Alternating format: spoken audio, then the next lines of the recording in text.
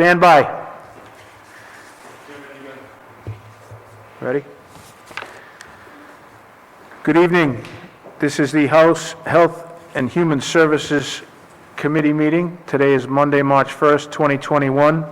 This was an original scheduled meeting for 4 p.m., and we are starting momentarily. Clerk, are you ready to take the roll? Please unmute yourselves and take the roll. Chairman Casey. Here. Representative McLaughlin. Representative Donovan. Here. Representative Ackerman. Representative Azzanaro. Here. Representative Bennett. Here. Representative Bia. Here. Representative Kassar. Here. Representative Fogerty. Here. Representative Giraldo. Here. Representative Handy. Representative Morgan. Representative Potter. Here. Representative Roberts. Representative Speakman. Present.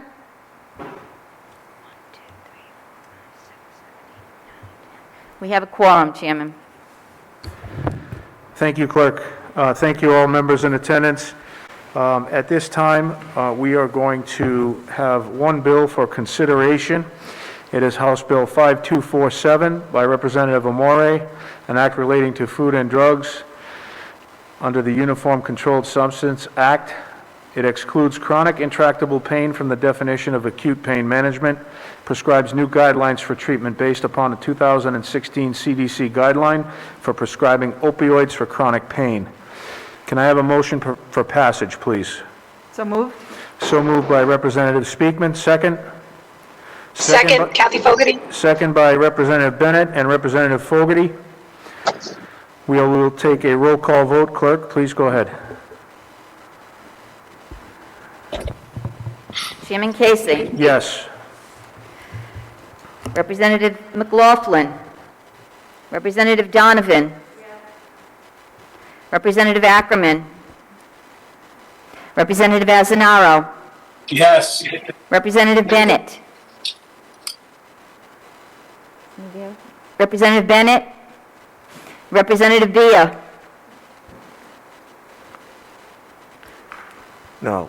No? Can you hear me now? That's a yes on my vote. Okay. I was muted. And that is a no, Representative Bia? Okay. Representative Kassar. Aye. Representative Fogerty. Aye. Representative Giraldo. Aye. Representative Handy. Representative Morgan. Representative Potter. Aye. Representative Roberts. Aye. Representative Speakman. Aye. Representative Bennett, you did say yes, right? Okay. Yeah. Okay, Chairman. We have 1, 2, we have 4 absent. And 11 in favor and 1 no. Okay, we have 11 in favor and 1 against. Yes. House Bill 5247 passes and will go to the House floor. At this time, I will ask for a motion to hold all further bills on the calendar for further study. So moved by Representative Giraldo, second by Representative Donovan. Clerk, can we take a roll call vote, please? Chairman Casey. Representative McLaughlin. Representative Donovan. Yes. Representative Ackerman. Representative Azzanaro. Yes. Representative Bennett. Yes. Representative Bia. Yes. Representative Kassar.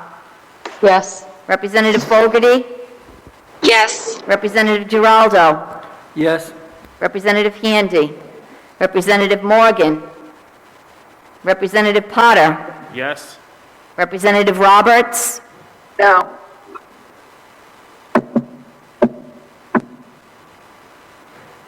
Representative Speakman. Yes.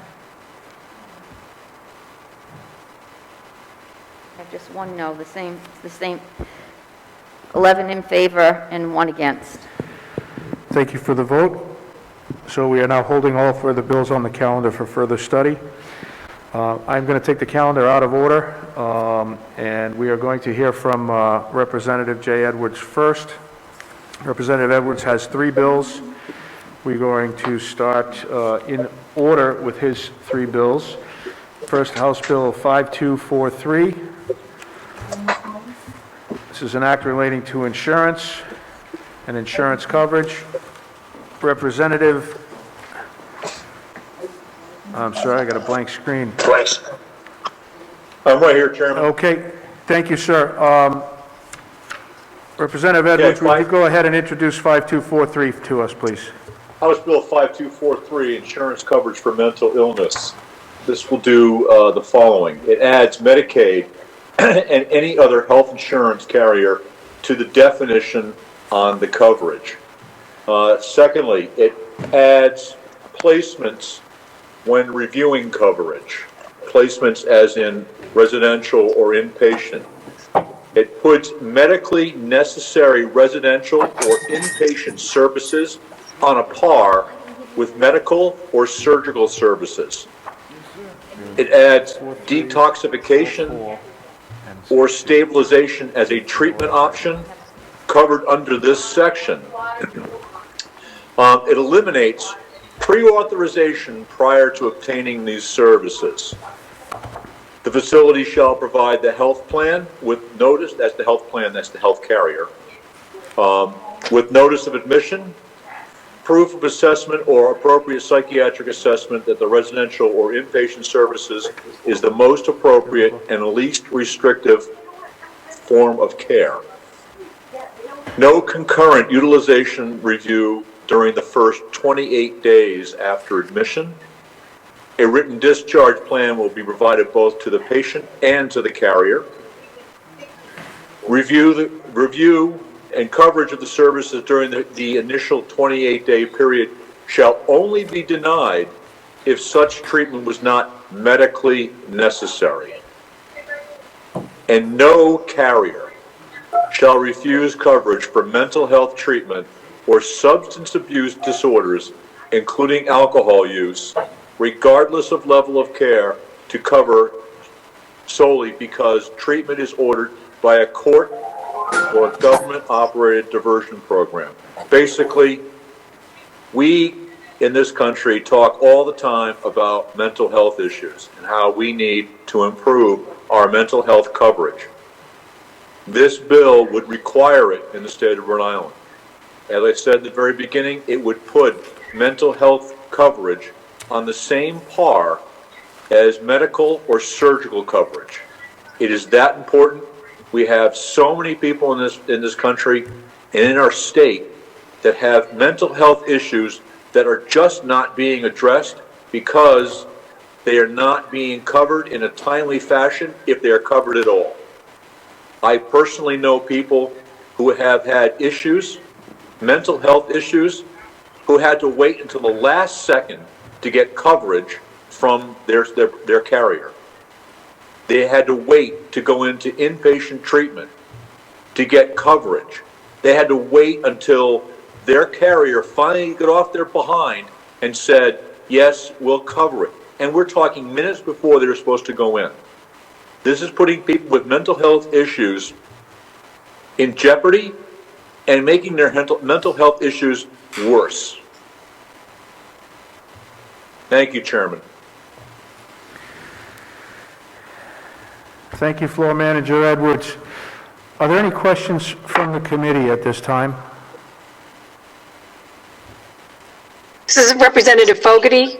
Go ahead, Representative Fogerty. I just want to thank you, Rep. Edwards, for this piece of legislation, or Floor Manager Edwards, for this piece of legislation. I think it's an excellent piece of legislation. I think it's long overdue, and I think the next thing we have to work on is treatment facilities, because it's very, very difficult to find treatment facilities for people to go into, especially when they're having a very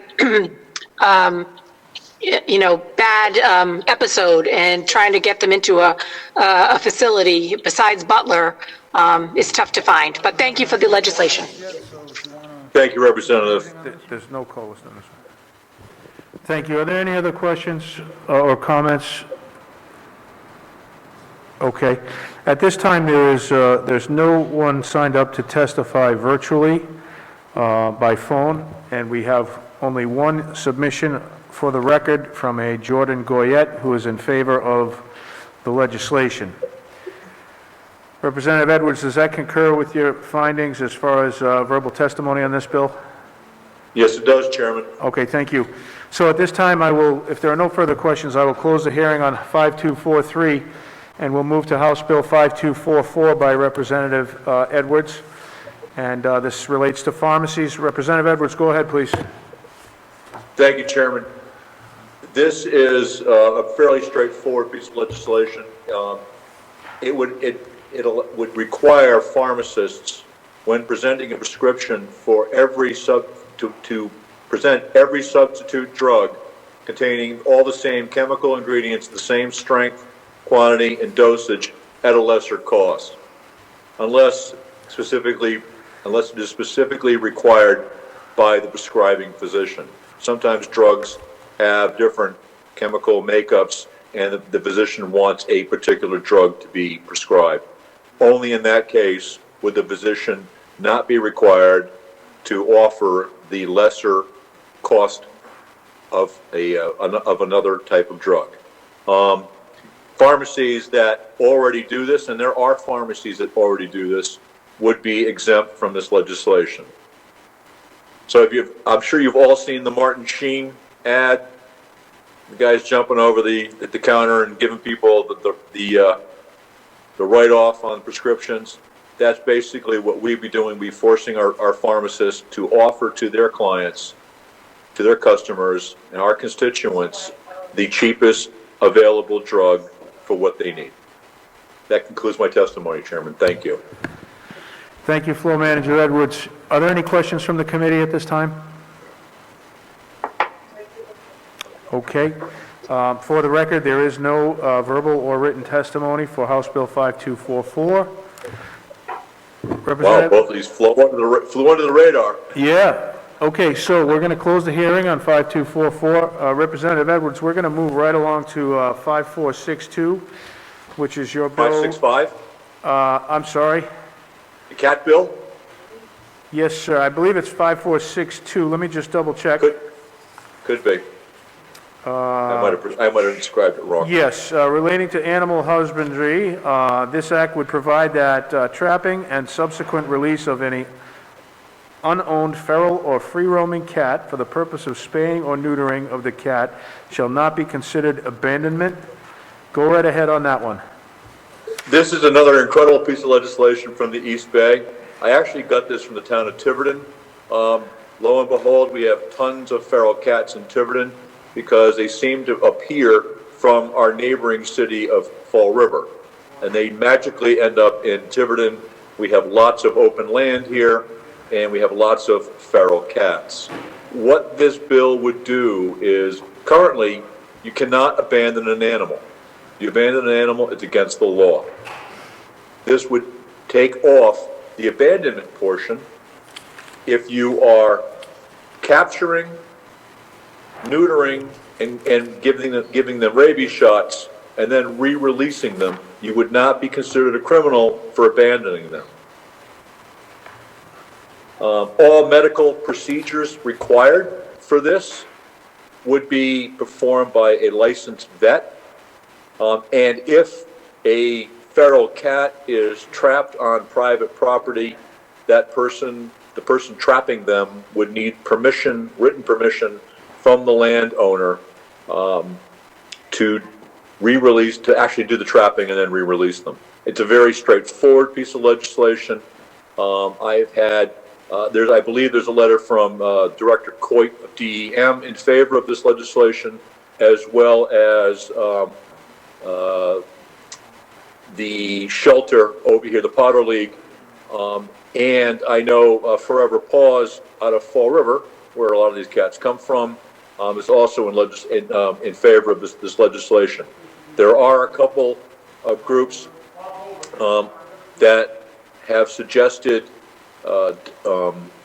amendments. Over the years, we've had to spar off a couple of different amendments on this legislation. The biggest one being getting permission to go on someone else's property. That seems to be a choke point with some of these groups. They don't want to have to get permission. I'm sorry, but I don't want to go out and Sunday morning find some guy with a trap on my property, and I'm sure none of you would either. So people need to come, they need to get on our property to trap feral cats, they need to get permission. That concludes my testimony, Chairman. Thank you. Thank you, Representative Edwards. We have one person to testify verbally, and at this point, we have no written testimony. I believe we're getting that person on the line now. Mr. Goldberg. Yep. Mr. Goldberg. Yep, I'm here. Okay, this is Representative Casey from the House Health and Human Services Committee. You're here to testify on Floor Manager Edwards' Bill 5462 regarding the trapping of animals.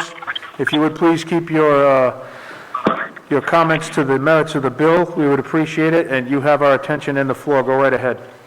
Thank you very much, Chairman and members of the committee.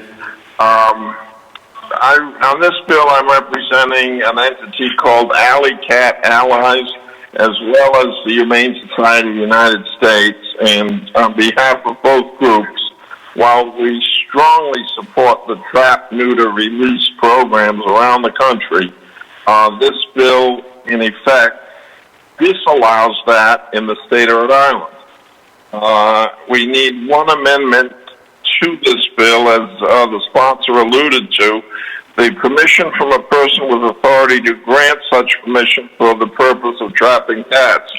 It is impossible to expect volunteers to go out in vacant land. You need a survey to determine who the owner is. You need to go to town hall, look up the title. It's absolutely impossible to do that, and with the requirement of needing signed permission, that in effect prohibits the program. I would point out for the committee, existing laws already address much of the problem that the sponsor is seeking to avoid, and that is by simply posting the land under the Trespassing Act of no trespassing, and that will prevent people from going on the property without, quote, permission. And even under the Trespassing Act, if you get permission. But this no permission here is a poison pill to kill the trap, neuter, release program, is how the animal activists look at that, when you already have the no trespassing law to achieve the same thing, and that would allow for unposted property for these volunteers to go out and do their thing and not hurt anybody. I'm not aware of any complaints or whatnot about the trespassing laws not working, and for those reasons, without this amendment, those two groups oppose this legislation. With the amendment, they strongly support this amendment, this legislation. Thank you. Thank you, Representative, thank you, Mr. Goldberg. Representative Edwards, would you like to reply to any of the commentary? Thank you, Chairman. The one thing on this poison pill issue, this is the one thing that the state veterinarian required to be included. And Mr. Goldberg, if you remember correctly, the state veterinarian was the #1 person holding this bill up. Had I not gone to Director Coit, this bill would be going absolutely nowhere.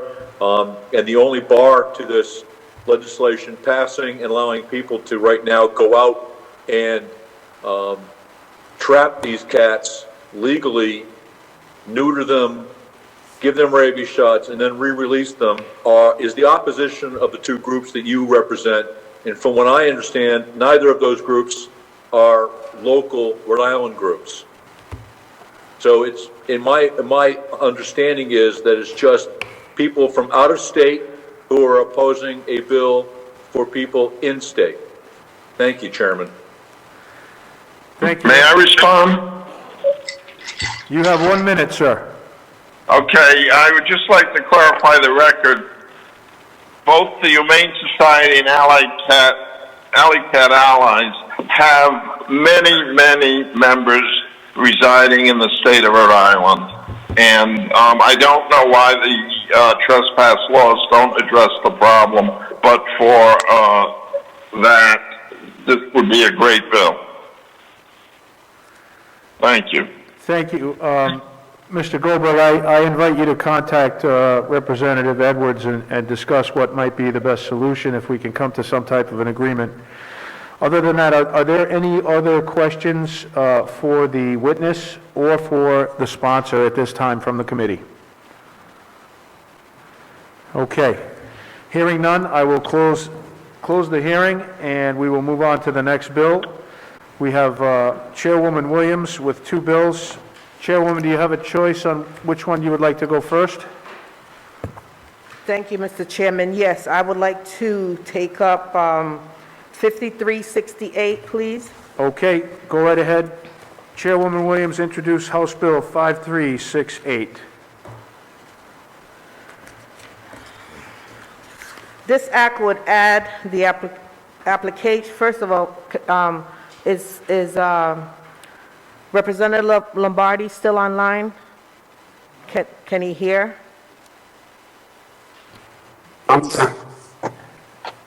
Yes, he's with us. I just need for you to excuse me from the meeting that both of us are supposed to be at 6 o'clock, because I'm not going to be through with business here to be with you. So, thank you. This is an inexpensive way of getting the message across. Rep, do you need me to tell them you're going to be late? Yeah, later in the year, maybe, but yeah. No, meaning where you're supposed to be tonight. Yes, exactly. I'll do that. I'll do that. And that meeting starts in about 20 minutes. Yes, and I won't be finished with what we're dealing with here in that I got time. you. Thank you very much. I got you. This act would add the application or removal of eyelash extensions and the use of chemicals in the area of the eyelid to the definition of the practice of hairdressing and cosmetic therapy. The bill would apply to the application or removal of eyelash extension, fibers, or false eyelashes to an eyelid or eyelids, and any use or application of any chemical, adhesive, glue, tonic, oil, dye, serum, or lotion to the area of the eyelid, eyelash, or the eyebrow. The act would also call for separate course and certificate for application or removal of the eyelash extensions, fibers, or false eyelash issued by the state. Since the state already requires instructions and licensings for hairdressers and cosmetic therapy, if chemicals are used, it is appropriate that these services also be included in the statute. If individuals involved in hairdressing and cosmetic therapy are required to invest their time and money in order to receive a license to do business, individuals involved with using chemicals on a person's eyelashes should also have to abide by the same processes and licensing requirement. I go back to approximately 5 years ago, when we had the issue of natural hair braiding, and the state and many cosmetology schools and individuals came up here and fought, opposed, attacked the fact that natural hair braiding was needed. Anyone who was doing natural hair in corn braids needed to go into training at a cosmetology institution in order to do something that we, many of people of color, was raised doing. That was such a touchy and long debate for years. Now we have this practice for which many shops are popping up in corners, and even in some salons, that are putting on these eyelashes. Now, they are beautiful. They enhance the already beauty that a woman or a person has if they're utilizing this or they're getting this on. However, the eyes, chemicals are being utilized to put these things on. And there has been no cries, not enough concerns with regards to the utensils, the equipment, the chemicals that are being used on the person's eyes to put these things on and or remove them. But yet and still, for natural hair, they was trying to lynch me at high noon. But something as sensitive, as important as this, it becomes an issue. First and foremost, I'm not trying to take anyone little hustle away from them. It was stated that it was a health reason why they wanted folks to go in and get trained to do natural hair. Well, I'm saying this is a health reason for the training to be in place. No questions about it. What recourses does a person have if someone goes and get some Gorilla Glue to put the doggone eyelashes on them? We've seen, we have heard, we have read that people have used that stuff. What recourses do they have if they lose their eyesight? This is a practice that needs training. This is something, when you talk about health and safety, this applies to that. This is something that we need to be serious about. It's not about punishing someone who has spent $17,000 to cosmetology school and have earned their certificate and have been doing business. Because like we learned how to braid natural hair braiding, many other individuals can look, watch, and emulate someone who's practicing these eyelash, putting on these eyelashes and removing these eyelashes. But they still need to get some sort of training, period. So I come before you to say, I am not asking anywhere near the type of hardship that was being posed on our community, but I am asking that some consideration be given with regards to the intent of this bill, rather than it being an after effect, that we take action on this, because it's extremely important. It's not to bring any hardship on any current business or any of those pop-up businesses that have been in play with these eyelashes. And with that, I will take any questions if there's any, or move on to the next bill. Thank you, Chairwoman Williams. Are there any questions for the sponsor of this bill? Okay, we have none. And we have neither written nor verbal testimony from anyone, so at this time I will close the hearing on 5368. Representative Williams, if you would like to quickly introduce House Bill 5249, relating to health and safety, prescription drug information program. Thank you. This act would establish a program for the importation of wholesale prescription drugs from Canada to provide cost saving to Rhode Island consumers. The Department of Health, in consultation with appropriate federal and other state agencies, other states, and interested parties, shall design the program.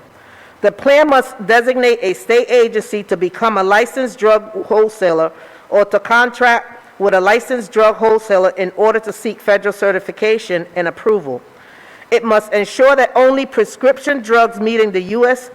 Food and Drug Administration safety, effectiveness, and other standards are imported by or on behalf of the state. Import only those prescription drugs expected to generate substantial cost savings for consumer in the state. Prohibit the distribution, dispensing, or sale of imported prescription drugs outside of the state. Recommend a charge per prescription or other method of financing to ensure that the program is adequately funded in a manner that does not jeopardize significant cost savings to consumer, including adequate funding for the initial startup costs of the program. Once implemented, the designated state agency must become a licensed drug wholesaler or enter into a contract with a licensed drug wholesaler in the state. Contract with one or more licensed and regulated prescription drug suppliers in Canada. Consult with health insurance carriers, employers, pharmacies, pharmacists, healthcare providers, and consumers. Develop a registration process for health insurance carriers, pharmacists, and healthcare providers authorized to prescribe and administer prescription drugs that are willing to participate in the program. Create a publicly accessible website for licensing the prices of prescription drugs to be imported under the program. Create an outreach and marketing plan to generate public awareness of the program.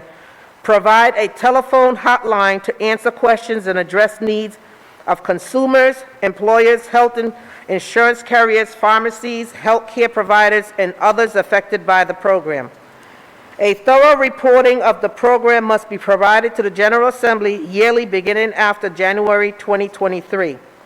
The need for this legislation is no secret, and our constituents are being destroyed by the high cost of necessary and life-saving prescription drugs.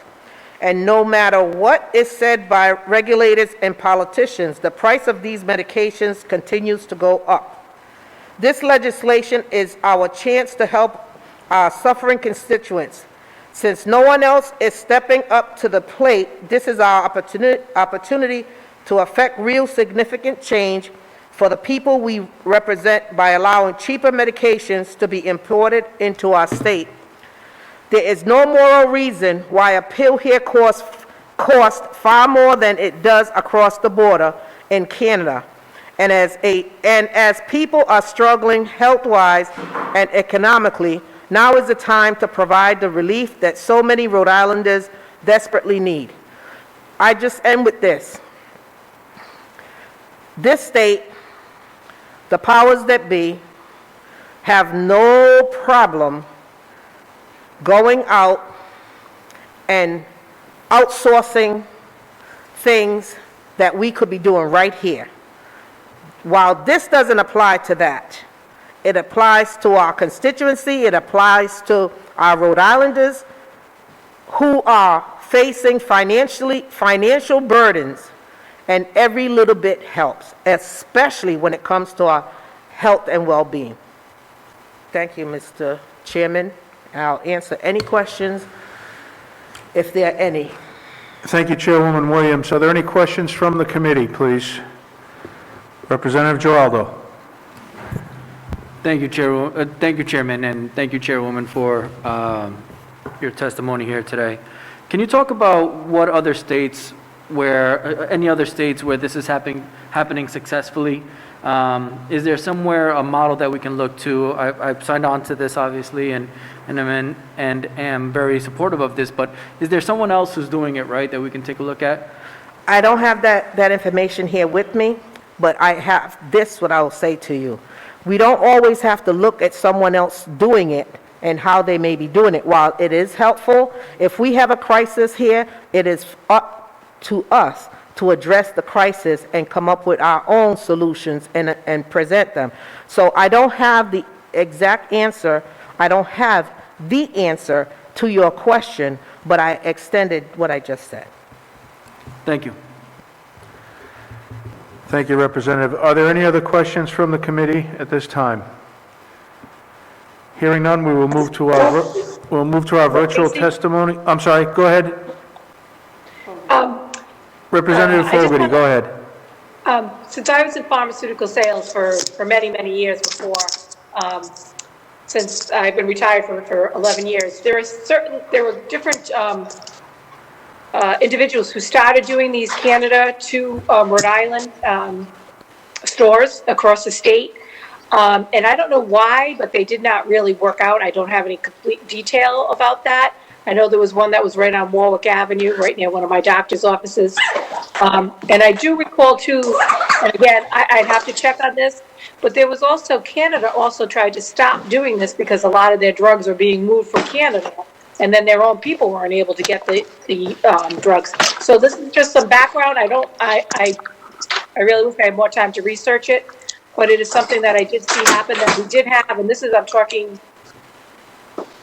well over 15 years ago. I know that there was that we tried doing this through Canada, and these particular pharmacies, the little sublet pharmacies, ended up failing. So I just want to put that out there for what it's worth. And I think there was some issues with Canada not, supplying too, because they wanted to keep enough medicine for their own people. I almost think this is almost a federal level thing. I don't disagree with the cost of medications. I know I work for a pharmaceutical company. I saw a mock-up on the middle management people. I saw mock-ups. We've had some bills on that type of thing, even with the insulin bills from last week. But I think almost at a federal level, it really comes to negotiating, and hopefully the Biden administration will start doing this, really starting to, play hardball with the pharmaceutical industry itself. That's really what needs to be done. But just from a couple of side points that I can add to the conversation. Thank you for your side points, Representative Fogerty. But I think also one of the problems back then was that there weren't enough communication with regards to letting the folks know. Only certain areas and certain individuals were privileged to know that these drugs were available, and that may be one of the reasons why it did not work. It's a vigorous bill this time that covers a lot of areas that wasn't being covered before. So I appreciate what you provided, what you shared. Thank you, Chairwoman Williams. If there's no other questions from the committee, I will move to the verbal testimony. Thank you.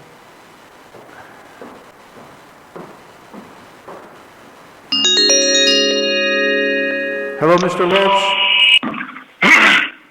Hello, Mr. Lopes. Yes, sir. Yes, this is Representative Casey, Chairman of the House Health and Human Services Committee. I have you here to testify on House Bill 5249 by Representative Williams.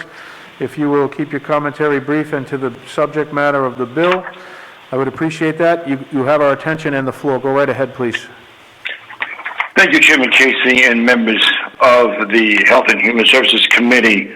On behalf of Healthcare Distribution Alliance, we respectfully have submitted a letter opposing Chairwoman Williams' bill at this point in time. As you know, testifying in this manner, you kind of toggle between listening and not listening to what the comments are so they don't echo. And I did not hear of all of Chairwoman Williams' statements, but knowing her like I do, I'm sure she has prefaced all her concerns on the financial strain of her constituencies, like all you do. So I always commend her for her caring ways. However, as I stated in the letter, the concerns we have are that while we certainly appreciate Representative Williams' inclusion of requirements for the FDA safety and the traceability standards in the legislation, however, these provisions are moot on the current federal law. When comparing the current structure and standards of the U.S. pharmaceutical supply chain with international standards, HDA respectfully does not see how meeting such requirements is possible.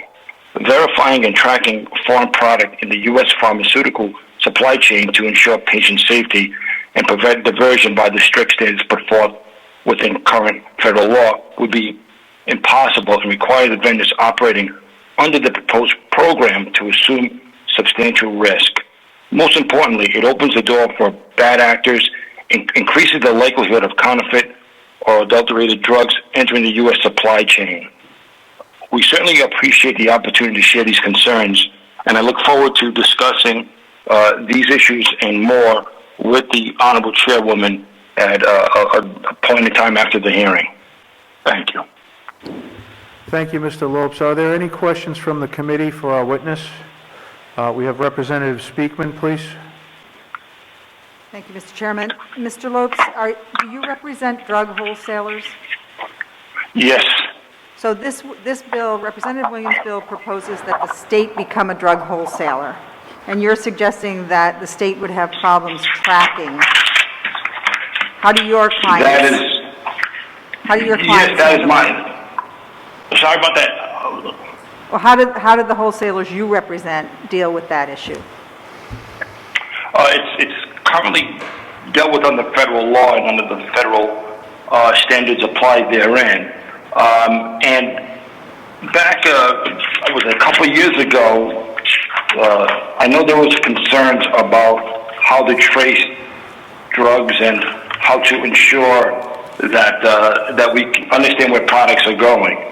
And there's the new law that was implemented that deals specifically with that issue. So given the fact that this is a highly regulated industry, it's an extremely complex and extremely intensive area of the law. If that is an insufficient answer, Representative Speakman, then what I could do is get you a more detailed response about how we do that.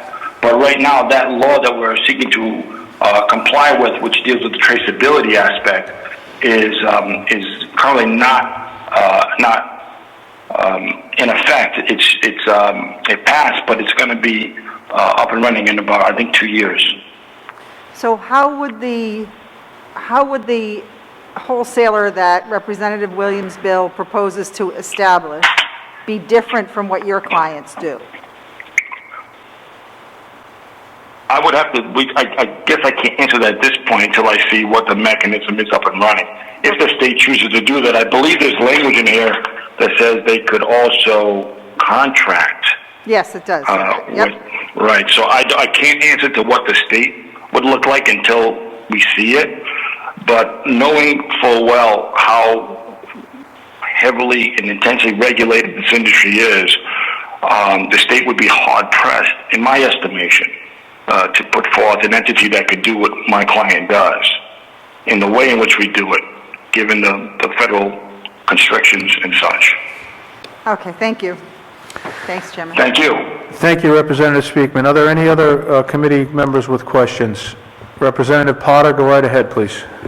Thank you, Mr. Chairman. Mr. Lopes, I don't want to be redundant on this, but just so I'm clear from my own understanding, it's the belief of your position that the state of Rhode Island does not have the ability to regulate in unison with what federal guidelines are, but somehow the private market is able to do that? Am I understanding you correctly? No, I appreciate the question. I'm not sure if that's what I'm saying, and if I do, that's entirely my fault. What I'm saying is that the entities that I represent work daily and work hand in hand with regulators to ensure the safe passage and travel of these drugs through our pharmaceutical supply chains. I am not stating that that the state could not do it as well. That's my opinion. It cannot, based on how we do our job and how much resources the state would have to allocate to get that done. So hopefully that answers your question. If it doesn't, I can certainly circle back to you and get you additional information. Yeah, to that point, Mr. Lopes, I would also say that the state certainly allocates a lot of funding money to subsidizing prescription medications through Medicaid and the cost of our constituents as well. So there's certainly a cost angle from multiple perspectives. But I appreciate your testimony. Thank you. Yeah, and Representative, don't get me wrong. I certainly appreciate your concern and others about the cost issue. My client doesn't deal with the pricing issue, and I know I mentioned that in testimony on a different bill. What we're speaking to are the logistics of transporting the pharmaceuticals in the federal laws that are required to be followed to ensure that the products are safely delivered from point A to point B. So I understand what you're saying on the cost angle. I'm talking about the logistics angle, respectfully. Yeah, Mr. Lopes, I understand. I appreciate you clarifying that point. I would just say, for my own consideration, to be as objective as possible, considering that the state certainly follows a lot of federal regulations and guidelines for a number of different areas. So I'm not sure why prescription medication would be any different from that, but I'd be open to exploring whatever information you're looking at before I decided on how to approach the subject. Yeah, and not to belabor the point, I appreciate it, but even in the bill, it does say in Section 5, ensure the program complies with transaction and trace requirements under the federal law to the extent feasible and practical. So that alone tells me that the state has already determined that compliance is going to be rather difficult, to say the least. But thank you. Thank you, Representative Potter. Are there any other questions for our witness at this time? I just have a quick follow-up. Okay, Representative Speakman, go ahead. Thanks. Just a quick follow-up. Do any of your clients purchase drugs from Canada? I didn't ask my client that question, Representative, so I'm not going to make a presumption one way or the other. I can get an answer to you if you'd like. Thank you very much. I would appreciate that. Thanks. Thank you. Thank you, Mr. Chairman. Thank you. If there are no further questions, I just want to let you know for the record that there is one written testimony by Jordan Goyette in favor of this legislation and one written testimony from Will Dane of the Healthcare Distribution Alliance, who is against this testimony. With that, I will close House Bill 5249, and we'll go to Representative Lombardi, House Bill 5550. This is an act relating to food and drugs regarding cosmetic labeling. Representative Lombardi, you have the floor. Please go ahead. Can you hear me, Mr. Chair, members of the committee? Yes, sir. Okay, thank you, Mr. Chair. Thank you for your consideration. I do have a meeting in about 4 minutes, but so my bill is a cosmetic labeling bill, and it requires that all cosmetics manufactured, sold, delivered, or held for offering to be sold contain a label that completely and accurately lists all of its components and ingredients. And obviously, we saw what happened with the Gorilla Glue issue not too long ago, and this is an issue that's probably more prevalent in the less affluent and in the minority communities. So, this would, certainly have a lot of effect in parts of Providence, Pawtucket, Central Falls, Woonsocket, I'm sure, in areas like that. So, again, this is just a labeling issue, and if you have any questions, I will endeavor to try and answer them. If not, I'm going to have to sign out and go to the next meeting because it is a candidate's night, and I also have to speak on behalf of Representative Williams. Are there any questions from anybody? Thank you, Mr. Chair, members of the committee. I appreciate your time and your patience. Thank you. You're quite welcome, Representative. Just so you're aware, for the record, there's a Michael Thompson from Personal Care Products Council. He has written testimony against the bill. Okay. And, we will hear from Leonard Lopes again, who's also opposed. Mr. Lopes, if you're still on the line. Thank you. Yes, I am. Okay, go right ahead, sir. Sure. Thank you, Mr. Chair, members of the committee. Leonard Lopes on behalf of Personal Care Products Council.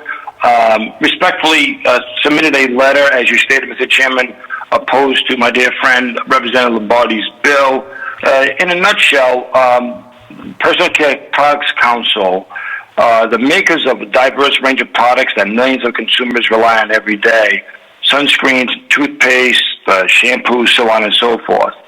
The industry employs over 8,000 individuals in Rhode Island, directly and indirectly, and contributes more than $330 million in labor income and almost $500,000 in GDP annually to the state of Rhode Island.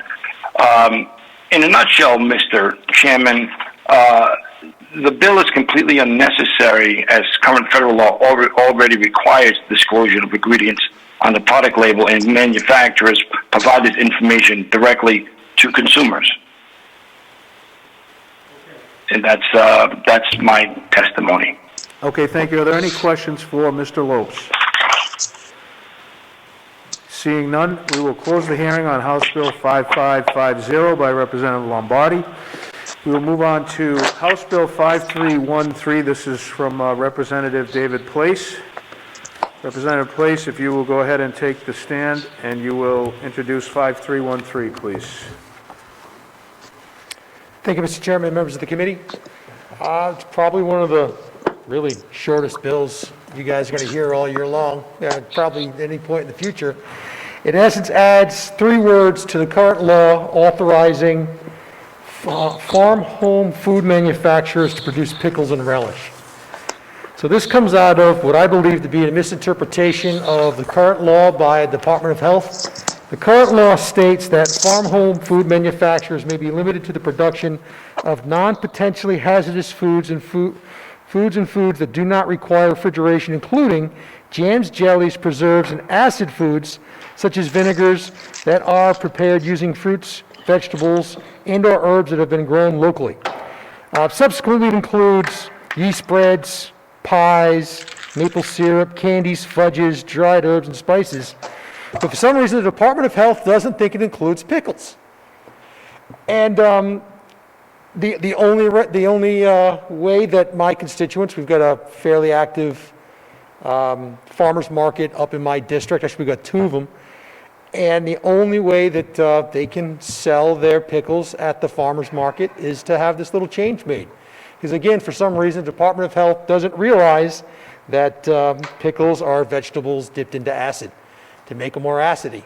That's the whole idea behind it. And quite frankly, they're far less prone to spoilage than say a pie or some of the other stuff that's listed already in the law. So I'm just asking that the committee consider the simple change so that some of our local producers of farmers and things like that can go ahead and add pickles and relish. I don't know, Mr. Chairman, is anybody else signed up to testify? Because I don't want to touch on anybody else's testimony unless they're not going to be around. So if there's not anyone else to testify. All we have is written testimony from the Rhode Island Farm Bureau, who is in favor of the bill. So what the Farm Bureau said in the past is this is a value-added thing. These farmers grow cucumbers and things like that throughout the year, and if they don't get a chance to sell them, their only other choice is to throw them away or turn them into pickles. And right now, the only choice they have is to throw them away. So this allows them to take something that they've worked hard growing all year and then preserve it and sell it for, put it on the market for sale and make a little money back. So again, for your consideration, this is the 3rd year I've put it in, and I don't think anybody's opposed it yet. So simple change to the law. I appreciate your consideration. I'll take any questions. Thank you, Representative Place. We have a question from Representative June Speakman. Thank you, Chairman. Representative Place, what exactly does the Department of Health say about this? Do you know? They just don't recognize pickles and relish as being covered under this law. They say it's not specific. I guess the feedback that I've gotten from both my constituents and the Farm Bureau is because it doesn't specifically say pickles and relish, that they're not going to accept it for sale by the farm home manufacturers. And you used a term which I can't find in the bill, Acidic. It's acidification. Acidification is the process by which you pickle something. it's something like non-refrigerated. So where is it? Let's see. So that do not require refrigeration, including. So if you go to pull the bill up on page 2, line 19, hazardous foods and foods that do not require refrigeration, including. And again, it lists a pie, which everybody, if you leave a pie out on your countertop long enough. Yeah. It says non-potentially hazardous foods and foods that do not require refrigeration. I know that pickles don't require refrigeration, but are they potentially hazardous in some way? No less hazardous than, say, a pie. I mean, my contention is the law was written. The intent of the General Assembly when they passed this law, I believe we're going back 13 years now, was to allow pickles. So that's why they use the term acidic.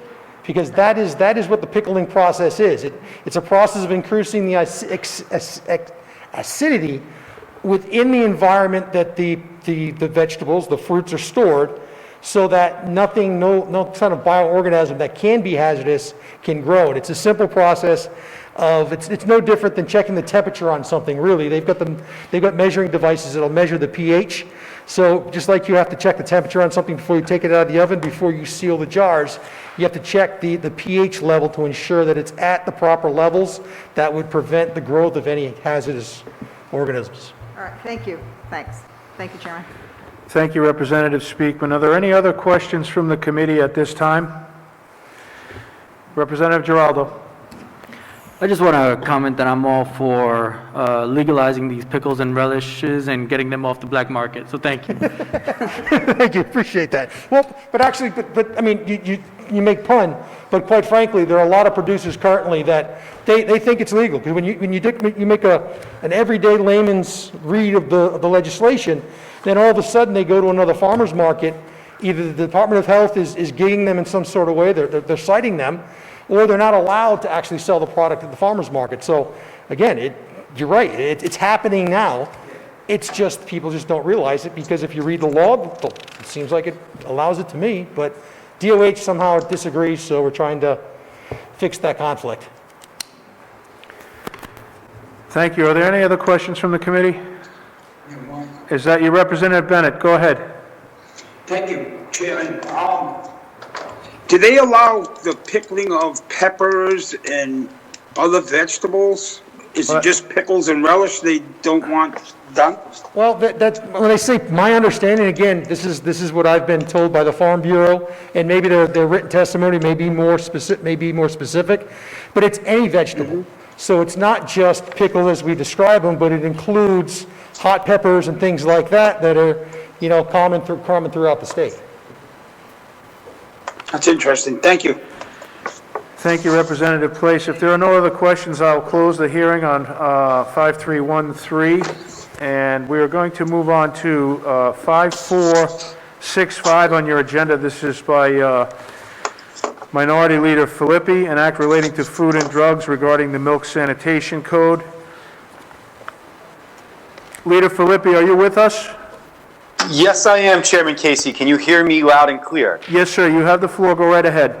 Thank you, and I'll apologize to the committee. I am using my cell phone on this WebEx, and I have a low signal, and if I turn on my video, you won't be able to hear me. I'll start off, Mr. Chairman, that for years I was unable to drink pasteurized milk. Pasteurization is the process of taking raw milk and basically killing any organisms within the milk with the intent of eliminating bacteria.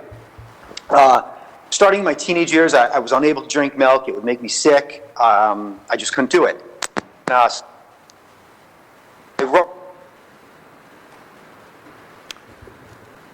Leader Filippi, we're losing your signal. Sorry, here we go. I think I'm back. Yes, sir. And so then when I was traveling in Pennsylvania one time, I tried raw milk, and it was excellent. I didn't get sick, and with raw milk, I'm able to consume milk products again. About a year ago, I bought my own cow, and my family consistently has fresh raw butter, fresh raw cheese, and fresh raw milk. And it's something that we look at as a way to live a natural lifestyle, really in touch with nature, to be honest with you. It's not using the agricultural industrial complex to feed me and my family. So I decided to search the law on this because my fellow owners of Force, the name of my cow, felt that we wanted to share this, what we saw as a very healthy, natural way to eat with our neighbors. And under the Rhode Island law, we are prohibited from selling raw milk for human consumption. Under federal law, the interstate sale of raw milk is prohibited, but that does not prevent states from allowing the intrastate, within a state, sale of milk. And from my current research, I'm finding anywhere between 30 to 32 states allow the sale, the intrastate sale of raw milk, and that's done either on the retail level or direct from farmers. There's always a lot of fear-mongering on this issue.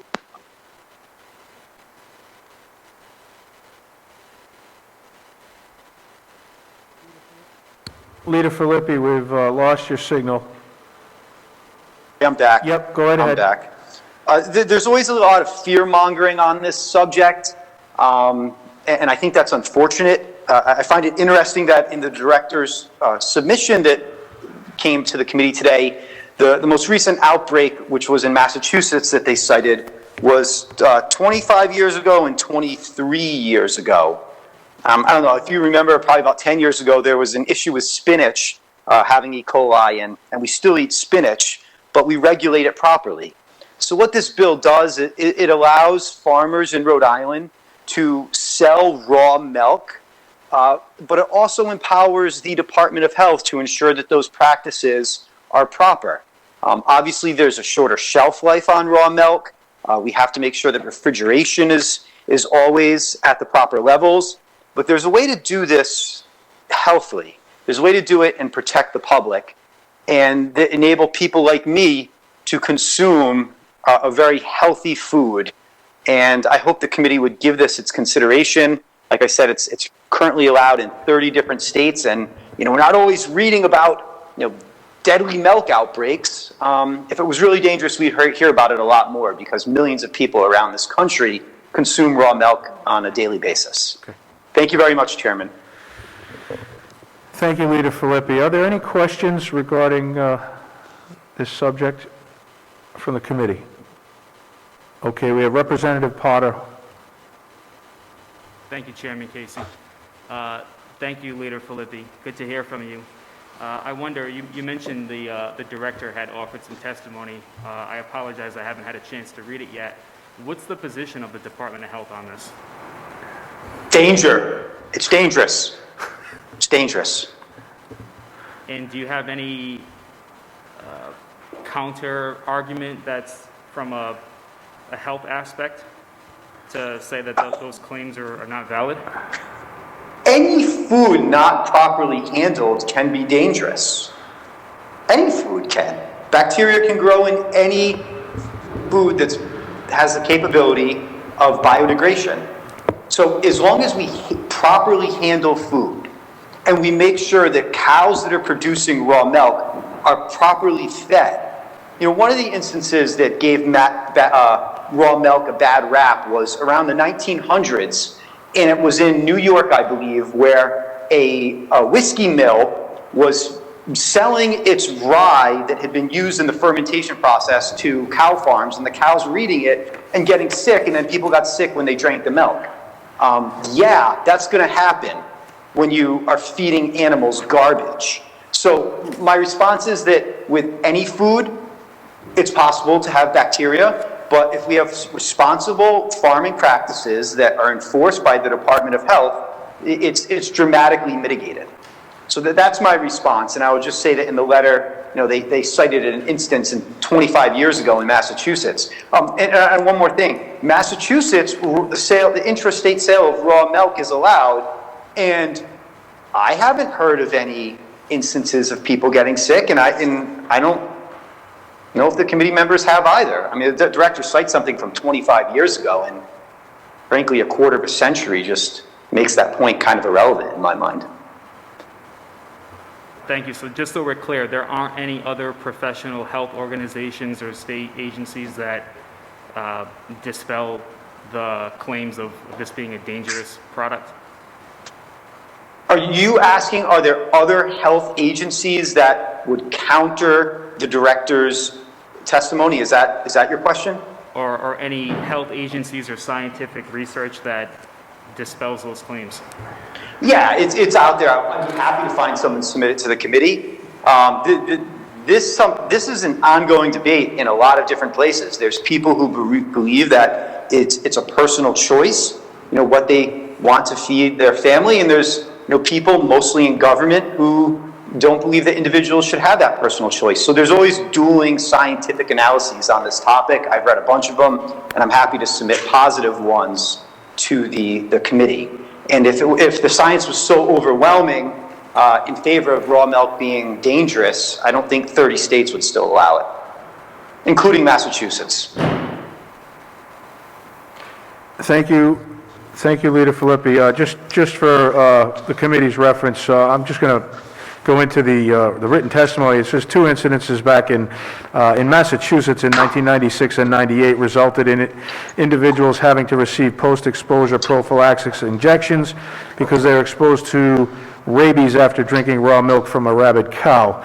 So it wasn't necessarily the milk, it was the cow itself that was infected in that case. And then it goes on to say that due to proven and known risks of serious illness and death from raw milk considered in tandem with no proven nutritional benefit, pasteurization is supported. However, it doesn't state, it says it's supported by many food and drug officials, National Environmental Health and all that. It doesn't say that.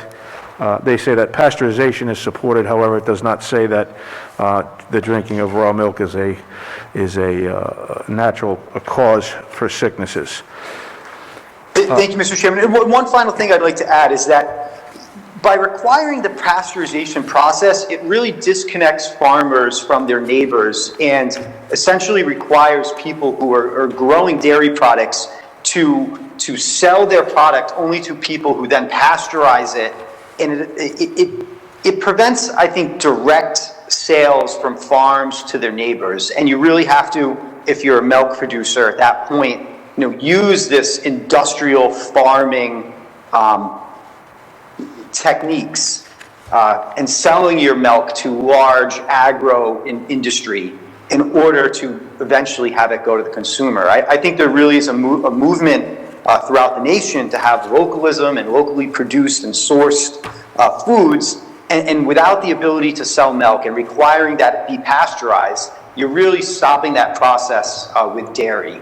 And raw milk is really one of the most healthy, nutritious things that humans can drink. And we've been drinking raw milk since we stopped being hunter-gatherers and established agrarian societies. Raw milk has been a part and parcel of the human existence. Outlawing it has only been a relatively recent occurrence in the span of human history. Thank you, Leader Filippi. Are there any other further questions for the leader?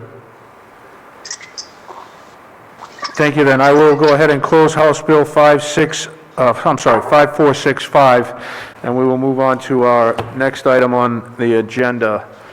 We are going to take, where is Representative Carson, are you with us? Yes, I am. Okay, Representative Carson, we have House Bill 5466. Is that your only bill on the agenda this evening? Yes, it is. Okay, if you would go ahead and introduce that bill, we'll take you directly. Go right ahead. Thank you very much, Chairman. I've introduced this bill several times, and I think that the significant thing about this bill that I've introduced it at the request of the lab technicians. They themselves want this bill. Now, for those of us that have been serving, say, in the last 5 or 6 years, you may remember that about 5 or 6 years as part of the budget process, we removed some of the registration requirements of certain professionals. It was a move to deregulate and make it easier for people to function in their professions. But there was one specific professional type, and that's lab technicians.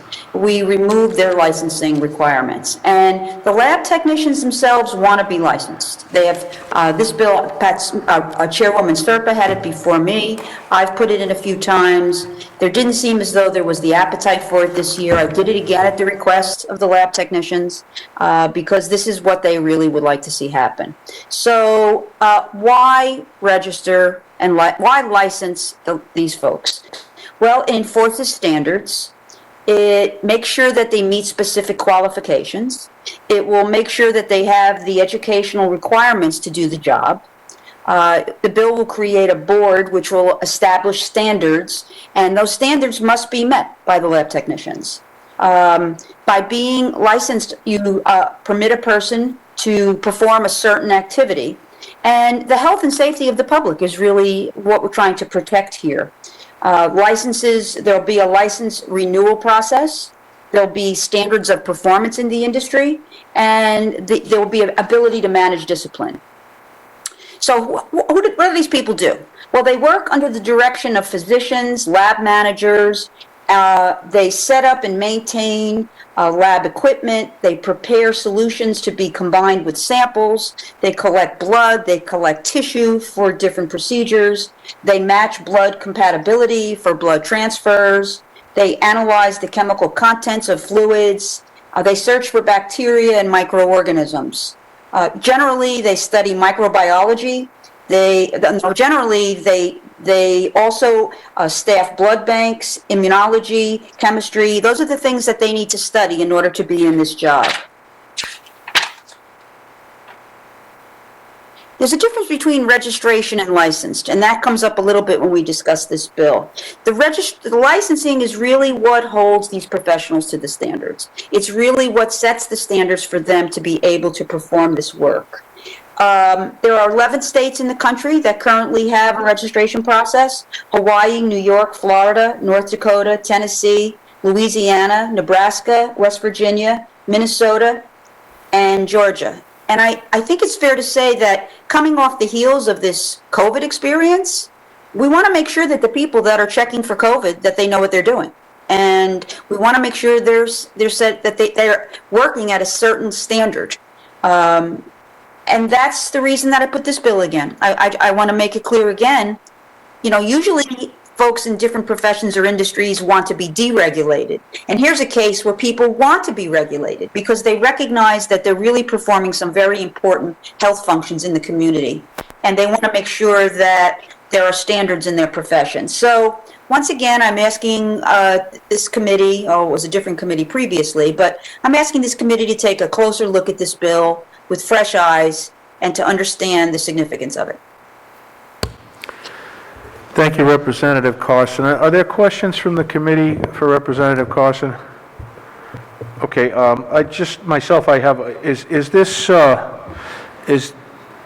has this been asked for by the Department of Health? Who's asking for this? It's the Association of Lab Technicians in the state. It's lab technicians themselves. I don't know where the Department of Health is on it. That's a very good question. They didn't send testimony? I have, let's see. I have written testimony from Representative Lauren Carson only, and then I do have virtual witnesses that will appear opposed to the bill, both representing Eastside Clinical Laboratories.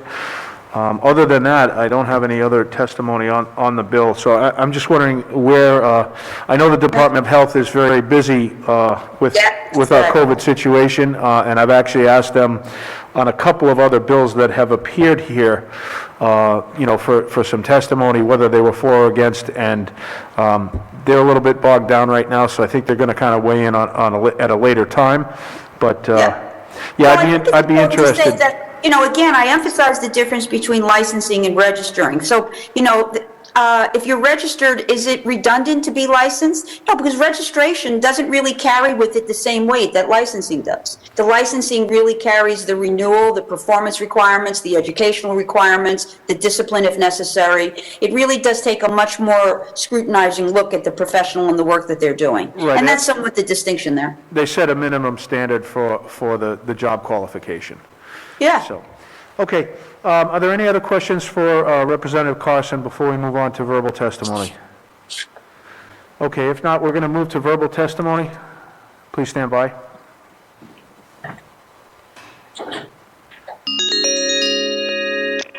Gary? Hello, Mr. San Marco. Yes. Yes, this is Representative Casey, Chairman of the House Health and Human Services Committee. I have you before us testifying on House Bill 5466. If you would keep your testimony brief and to the point. This is the bill regarding health and safety, regarding laboratory technician qualification and licensure. If you would go right ahead, please. Thank you, Mr. Chairman. Thank you, committee, for allowing me to testify. I did hear Representative Carson's testimony to the bill. We are opposed to this.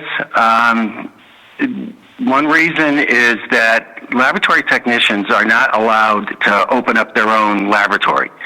So the Department of Health and the federal government regulate laboratories, and all laboratories do have minimum standards for testing personnel. In Rhode Island, all the laboratories are deemed status with the College of American Pathologists, which is a national accrediting bureau. So all the hospital laboratories, all the independent laboratories are inspected and meet the standards by CAP, which have their own set of testing requirements for testing personnel, for minimum requirements. So this would be a third level of requirements that testing personnel would have to meet. They are a little bit more stringent because it is a licensure, so there's a fee that goes with that. There's educational component to that, which any good laboratory would include in their normal operating SOPs as well. So as an employer of laboratory technologists, we are finding it very, very difficult to find people to fill slots that people are retiring from. The attrition out of our industry is big, and I think we're going to be in a crisis years down the road because a lot of kids are not going into this field in colleges.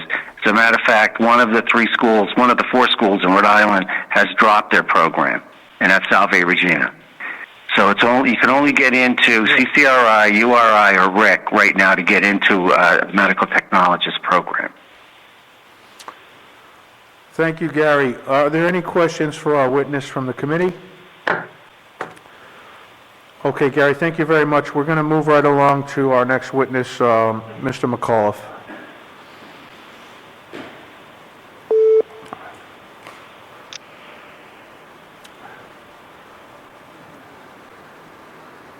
Hello, Rick McAuliffe. Mr. Chairman? Yes, sir. This is Representative Casey, Chairman of the House Health and Human Services Committee. We have you here on House Bill 5466 regarding the lab technicians. If you would please go right ahead with your testimony. Sure, and I'll be exceptionally quick as my client just spoke right before me, Gary San Marco from Eastside Clinical Laboratory. We have some concerns with this bill, and I think Gary laid them out better than I can. As you alluded to in this testimony, Massachusetts and Connecticut do not have these regulations in place.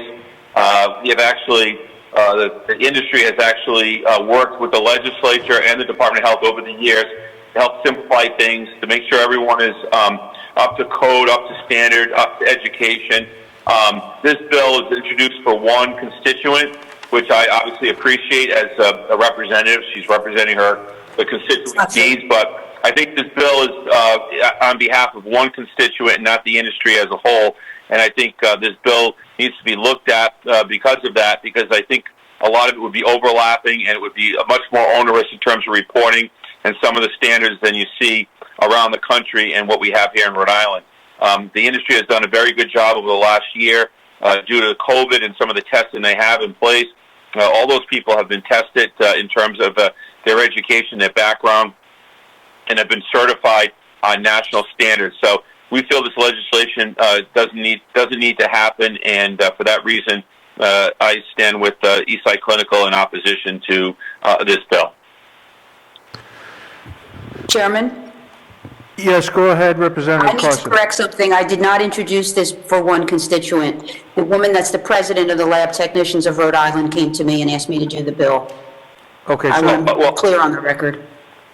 Okay, I was told by the Senate sponsor it was done on behalf of a constituent in Newport. That was why it was being sponsored. I apologize, Representative Carson.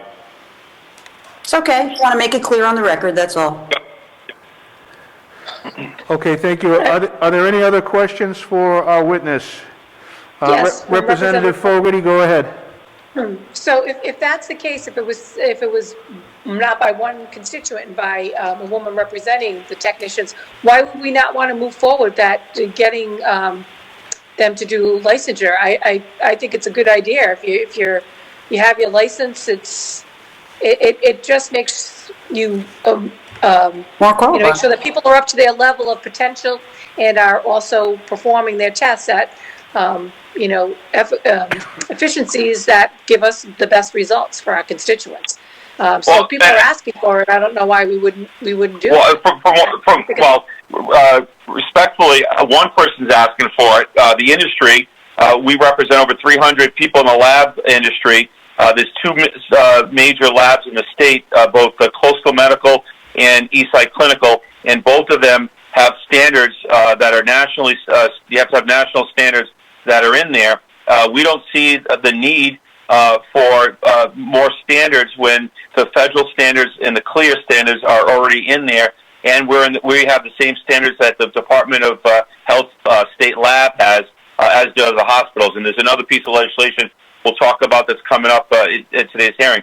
So while anything to improve the industry I think makes sense, what I'm trying to say is that we have not heard from anybody. We haven't heard from. I would like to see a letter from the state organization that says this is needed, because, like I said, over 500 employees. When you look at both Coastal and Eastside Clinical, all the education requirements and all the certifications they need are already met and being asked by the Department of Health. I don't know. I don't know if there was an issue at a health lab or something that would instigate putting this legislation forward. Because from what I understand, over the last year of all the COVID testing, of which we do a lot of it, we have not heard any issues about the standards being lax and having more people that are part of, that are getting approved to be working in this industry that don't have the proper education or background training.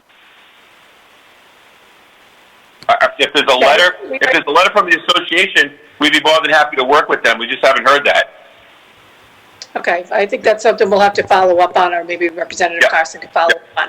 Again, with everything and all the testing we've done with COVID, we want to make sure everybody is up to snuff and knows what they're doing out there, and make sure we're not having any more false positives, false negatives. That's my concern. Again, could not agree with you more. If there's an opportunity, like I said, we haven't seen any trade association ask for this legislation that represents all the lab technicians. But if we can improve anything, we're 100% in support of it, and we'll work with anybody to do that. Thank you, Rick. Thank you. Are there any other questions for Mr. McAuliffe? Are there any other commentary from the sponsor, or any questions from the committee for the sponsor? No, thank you very much, Chairman. Okay, thank you. We are going to close House Bill 5466. The hearing has now ended for that bill. Let's see, we're going to move right on. Representative Bennett, are you still with us?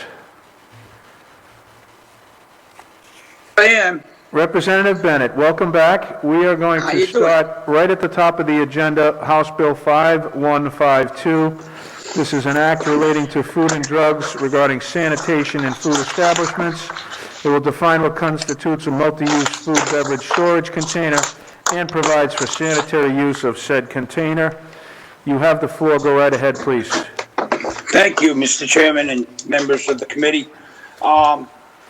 This bill more or less allows you to bring containers like Tupperware into a restaurant,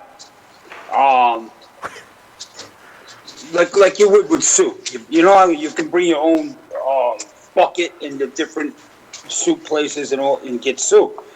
Well, what this would allow you to do is, when you go to a restaurant, and let's say you got leftovers, instead of having it packaged in their styrofoam or whatever they package it in, you'd be allowed to put it into your own Tupperware. If the establishment sells reusable, multi-use containers, then they have to make sure that they're clean, they're more or less sterilized. They can't be just sitting around in the kitchen, because it would cause, chances of getting different bacterial infections. The reason behind this bill is to make it easier for somebody that doesn't want them containers. It's not. This isn't a mandate on restaurants. Believe me, it's with the COVID and stuff. I know a lot of people that would be more comfortable bringing in their own food container, excuse me, and bringing in their own food container rather than using a restaurant. and like different soup kitchens, well, not soup kitchens, but soup, they sell soup on Sundays. You go into there and you the first time you go in, you buy their bucket. And then you keep the bucket, you bring it home, you clean it. And then when you feel like having soup on Sundays, you go bring your own bucket and they fill it up. There's no problem there. The restaurants really don't want this happening because of the container. I don't know if they don't want it happening. They're not, they didn't say anything to me. I don't know if we got letters or any testimony.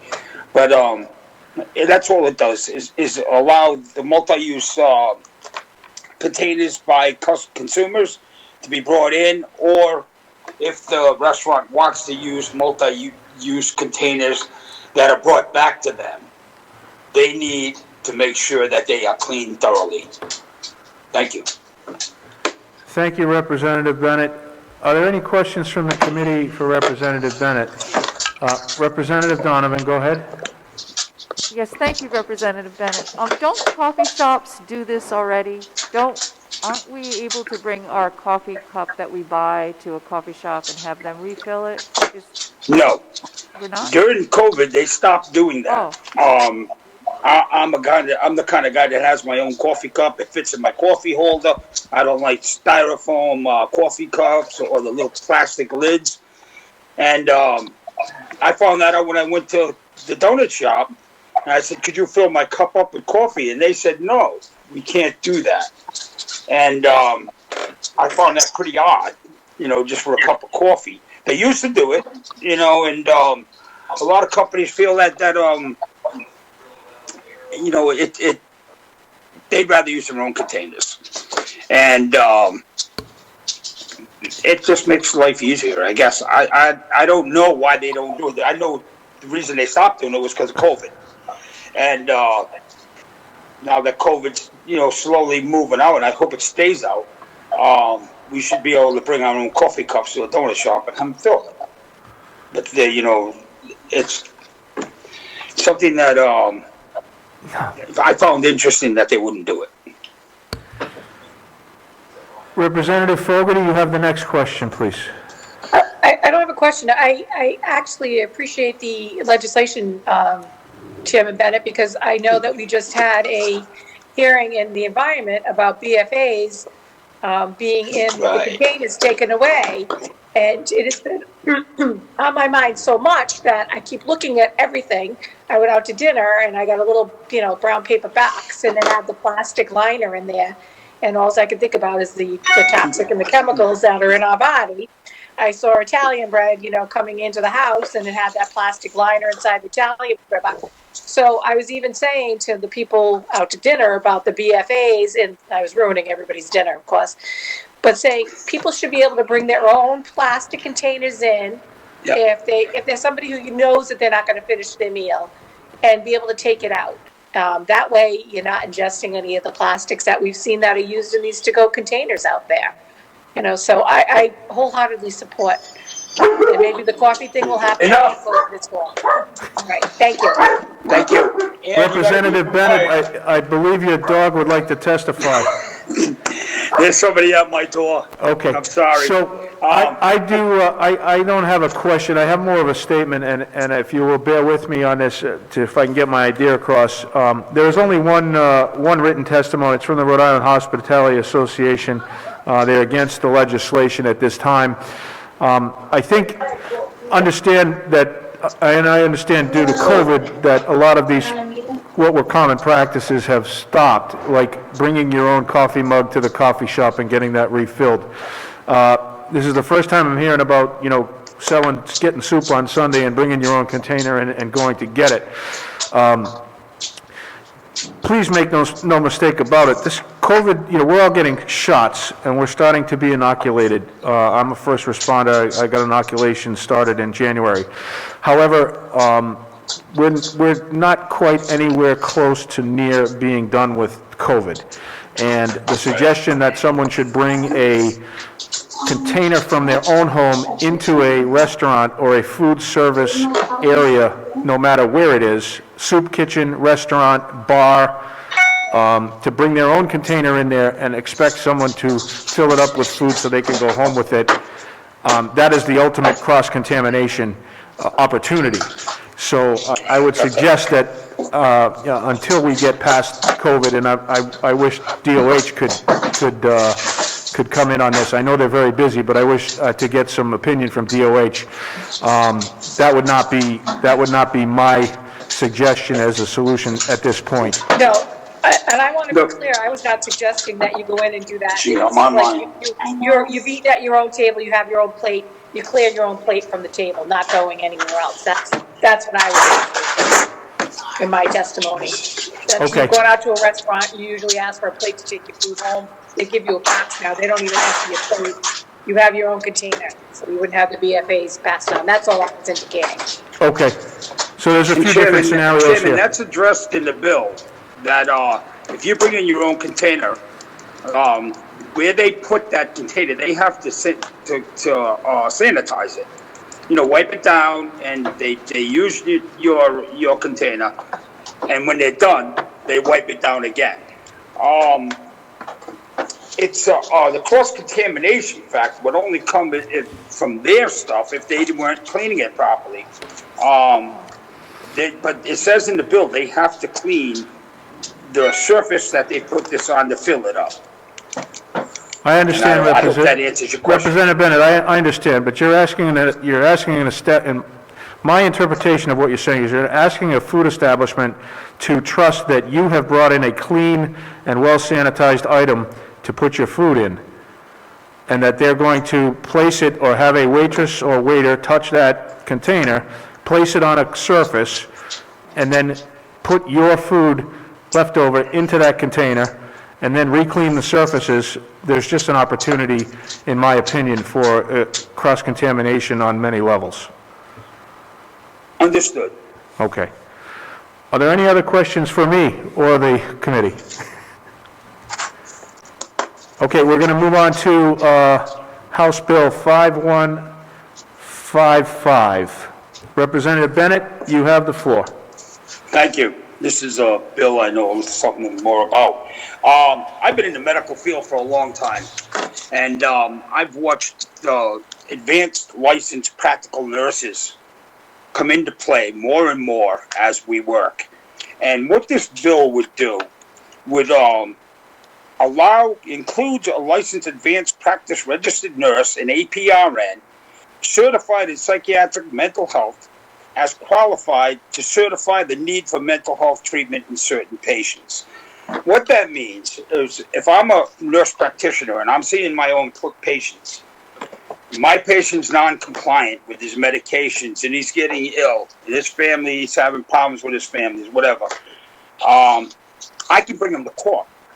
Now, me being an advanced practical nurse, an APRN, all I can do is certify with the judge that he's mandated to take his medication, or he or she has to take their medication. In order for that same client to be certified into the hospital, you need a psychiatrist for that. And what we're asking is so if I have a patient that is mentally ill, not taking their medications, it becomes dangerous or to himself or to others, that I can bring them in to court and have the judge tell them, if you don't take your medication, then we're going to, there's going to be consequences. If I need that patient to go into the hospital, then I go to my psychiatrist, who I work for or work with, and say, I need this guy certified into the hospital. Well, then the doctor has to go to court. At Butler, we have Judge LaFazia. The psychiatrists have to go in front of that judge and plead the case. The client gets to plead their case, and they make a decision whether he's going to be hospitalized. But something like medications should be allowed to be done by an advanced practical nurse, because they're well educated and they very rarely need a psychiatrist for, except to certify somebody. They can see patients on their own. Thank you. I'll take any questions. Are there any questions for Representative Bennett on House Bill 5155? Mr. Chairman. Yes, Representative Bia? Thank you, Representative Bennett. So currently, what's prohibiting them from prescribing the medication? Oh, nothing prohibits from prescribing it. It's getting the patient to take it. You know, that's where your problem comes in, is non-compliance with the medication regime. You see that in a lot of schizophrenics. They take their meds and they get better. They stop getting better. But the hideousness of the disease tells them they're better to stop taking their medications. They don't need medications no more. Instead of them asking the doctor, can I come off my medications? The doctor, or I say doctor, but the APRA, a lot of them are doctors, a lot of them have master's degrees. The doctor would tell them no. So they don't ask the doctor. They listen to the voices in their head, and they stop taking their medications. Then they go into an episode to where the family has to, or more or less, have them brought into a hospital. We have to get them back on the medications. We have to get them regulated back on the medications, get them back to baseline, and then we discharge them. It could be a vicious cycle with some of our clients, you know, so when they're not taking their medication, it causes a lot of problems. So So you think by going to go ahead. court? I'm sorry, I lost my train of thought. Yeah, so you think by going in front of the judge will probably help to solve that problem? Oh, it would. The judge will tell the client, listen, if you don't take your medications, we're going to put you in bubble. You know, but if you take your medications and follow your doctor's orders, not just Butler, there's other places they can go. But if you don't take your medication, then we're going to make you take your medication. That's what I used to do for a living. I used to go into patients that were non-compliant with some of their medications and give them injections, antipsychotic medications, and it would help them. And after a while, you have to see them, though. You can't just give it to them and then leave.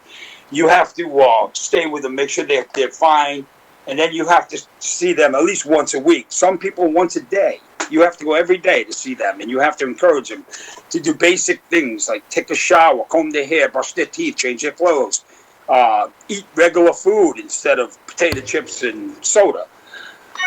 It's complicated, but the APRNs can see patients, which alleviates the wait to see a psychiatrist too. And the psychiatrist can also say, well, you don't really need my level of care. You can see my licensed practical nurse, not licensed, but my APRN, and follow with them, you know, and that's usually like a step down for them. But if they're not taking their medications, then all bets are off. You know, they're going to continuously get worse. The voices are going to get louder. And, you know, that's not a good way to live. Mental health psychiatric patients need a lot of attention, a lot of care. You know, I had patients I've seen every day, all the while I worked there. Because if you don't, they can go off that routine. You got to get them out of routine, especially with their medications. With the advancements of new meds, I can give you a shot every 2 weeks. I can give you a shot once a week. I can give you a shot once a month. Now I hear they're coming up with a shot once a year, which is phenomenal, the advanced technology. But as it stands right now, you have to go in and see that APRN or psychiatrist in order to get this treatment. A lot of clients are they're not too keen on going there. I had a client that wouldn't come into the place because he didn't like the place, so we went to him.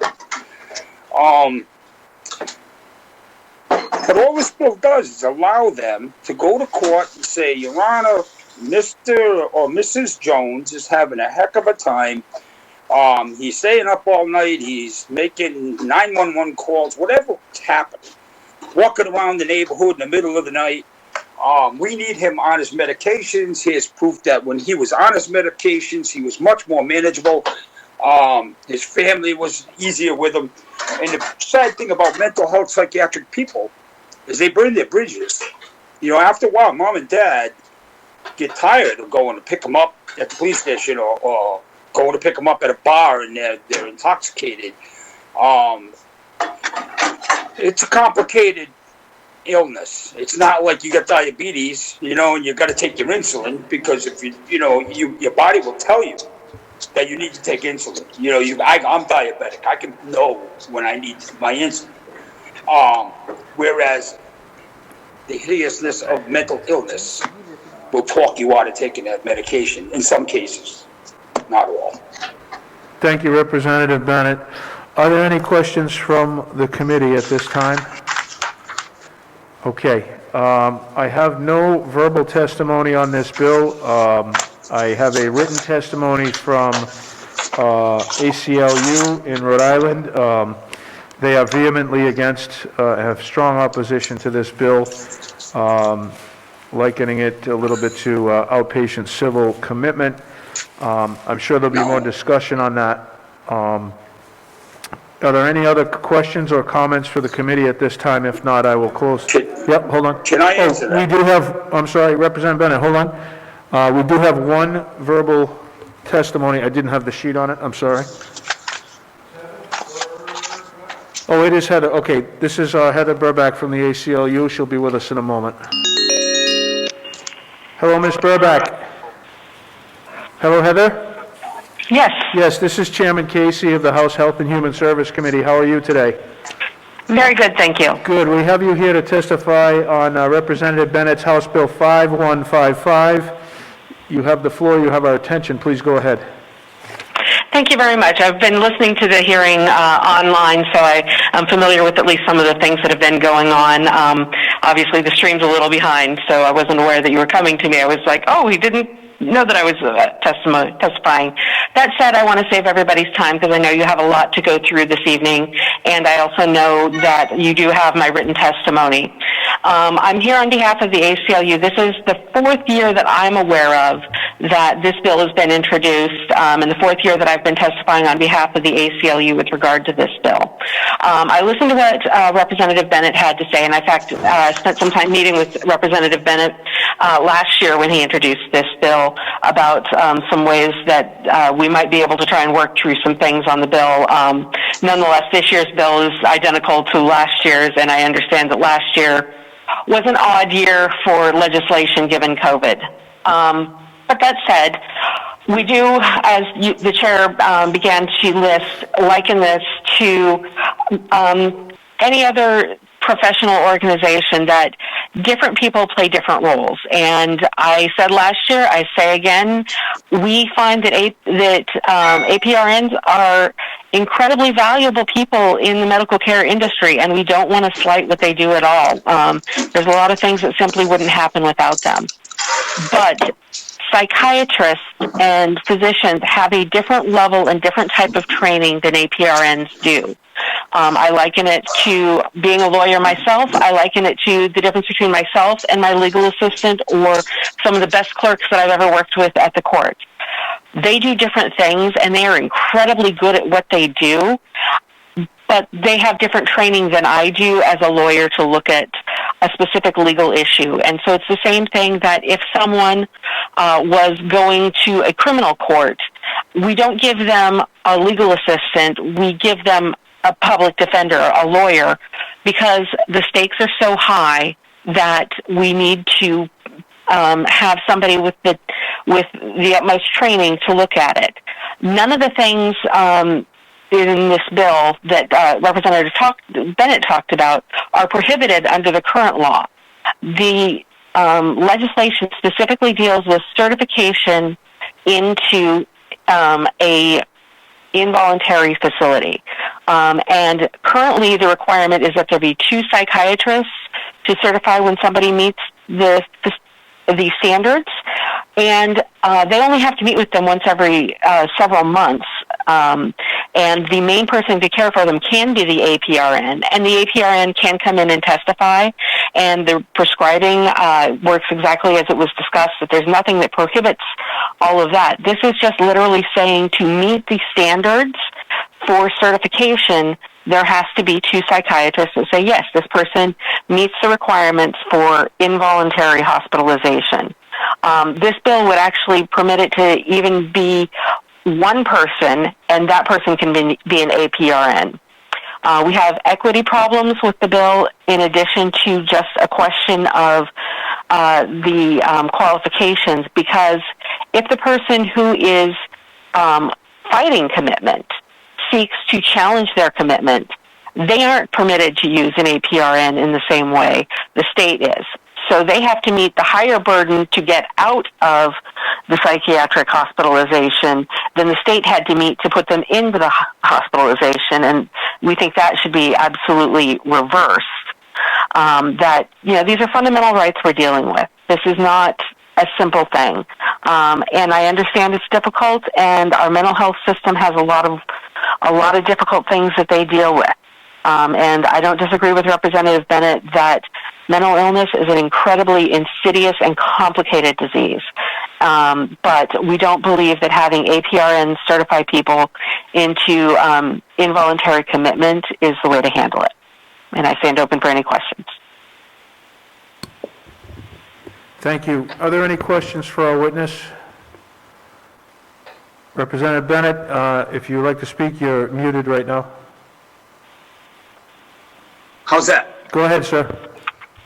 This bill does not give APRNs the right to admit somebody into a hospital. That needs to be done by two psychiatrists. She's absolutely right. And those two psychiatrists are usually the psychiatrist of the patient and the facility's psychiatrist.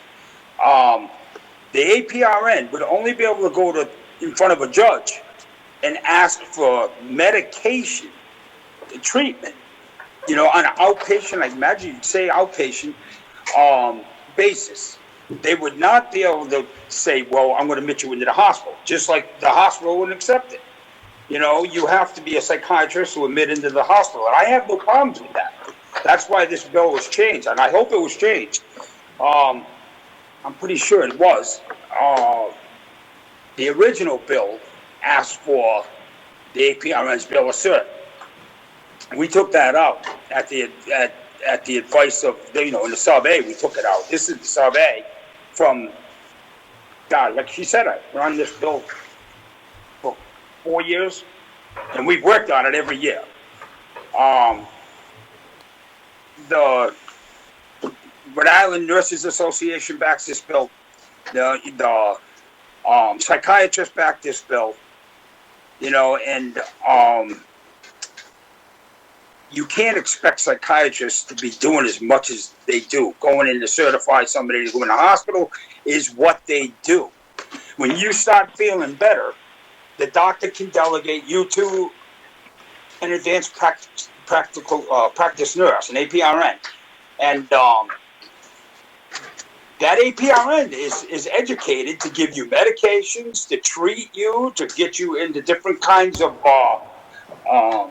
modes of treatment, but they are not allowed to admit you into a hospital. That has to be done by a doctor. Thank you, Representative Bennett. Go ahead. If I can respond very quickly, I've got the bill in front of me, and I don't believe the changes that Representative Bennett referenced have been made. This bill is identical to last year's bill, and I would refer to page 4 of the bill dealing with section 40.1-5-7, and all the language about certification is still in the bill. Correct. I've just examined it. You are correct. I believe then I'll have to sub-A there is it a again. possibility that there was a sub-A from last year that we would copy. So Representative Bennett, you would have to make those changes, and we'd bring it back as a sub-A. Do I have your permission to do that? We'll talk about that offline. I'm sure it's not a problem if you want to change the language. Thank you. Okay. I'm sorry. That's not a problem at all. Okay, are there any other questions for our witness or Representative Bennett? Representative Kassar, go ahead. Yes, and I'm not sure if the witness or Chairman Bennett may be able to answer this, but what is the scope of the problem that we're trying to solve with this? Is there a particular area or a number of patients that we can talk about who are underserved by not having this bill, this legislation put into place? I am deeply concerned with the involuntary commitment, the risk of that, and as the witness said, we do have significant equity issues in healthcare across behavioral health services. So I'm just curious, what is the problem we're specifically trying to solve here, and what is the impact and scope of that? What we're trying to solve here is the treatment of somebody with mental illness. There are different degrees, there are different stages, there are different needs. Sure. And, but are we looking at hundreds of patients or a dozen patients? Are we seeing that this is impacting a dozen patients a year? Are we seeing that there are hundreds of patients who are not following? Yes. The outpatient, see, what I did for many years is I worked at Butler Hospital, inpatient. When I left Butler, I went to Thrive Behavioral, which was the former Kent Center. We have a lot of patients that our job is to keep them in their home, keep them out of the emergency rooms, keep them out of the hospitals, treat them. If we have, like I said, if we have to, we go see them every single day. There's myself and other nurses, and we have caseworkers, social workers. We have planned treatment that if they want to get involved in, such as Narcotics Anonymous, Alcoholics Anonymous, or just coming in to talk, but we prefer to go to them because we get to observe their environment. We get to see if they have food in their refrigerator and if they're eating the proper foods and how they taking care of their hygiene and is their apartment, non-livable. But we work with them every day. And we get them where they can stay in their own home, be med compliant, see the psychiatrist or the APRN as needed. But at first, they see the psychiatrist or the APRN more often. As you get better, they may not see you every week. I may still see you every day. And then I go to the APRN and I say, listen, John's doing good, or Mary's doing good. I think we can move them to once every 3 days, or once a week, and they will determine that on the next visit. Okay, Representative Bennett, I'm gonna stop you right here. We're gonna end up doing a sub-A on this bill, so I'd like to basically close the hearing and thank our witness, and then we'll bring this back around at another time. Okay? Excellent. All right, thank you very much. Right now, I'm going to close House Bill 5155 until further notice, until we get a sub-A. That will bring us to, we're going to do House Bill 5195. Here we go. Representative Bennett, an act relating to insurance. This is Healthcare Accessibility and Quality Assurance Act. We have one person who will testify verbally, and we have no written testimony. Representative Bennett, go ahead and introduce your bill. Okay, this bill is oversight risk-bearing provider organizations. It was given to me by the HIC, which is the Health Commissioner, Insurance Commissioner. She asked me to run this bill for them, so they can monitor and take. Let me see, where am I? They can manage the high-risk bearing providers. Like I said, it was a bill that was given to me by the Insurance Commissioner's office. Thank you. All right, are there any questions for Representative Bennett regarding this bill, House Bill 5195?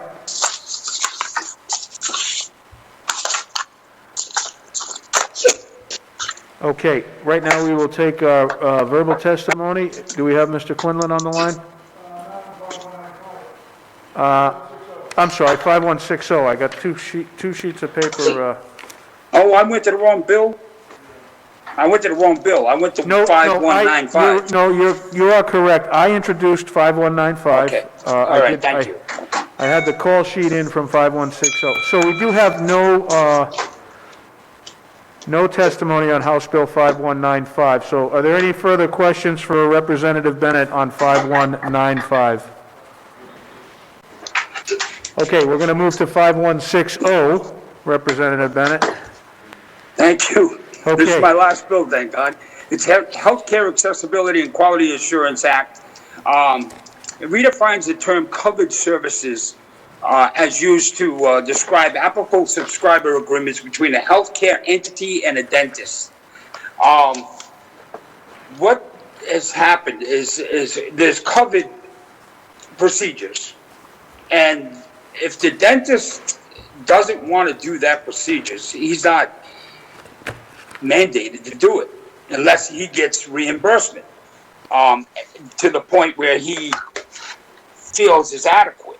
A lot of the insurance companies won't pay for certain things to have done, like dental implants. They're not covered, but that's done by a surgeon. But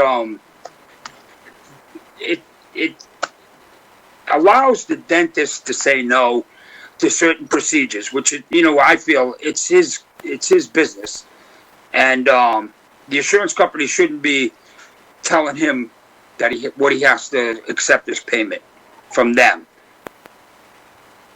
That's it. Thank you, Representative. All right, are there any questions for Representative Bennett regarding House Bill 5160? Okay, we're going to move to our call-in testimony.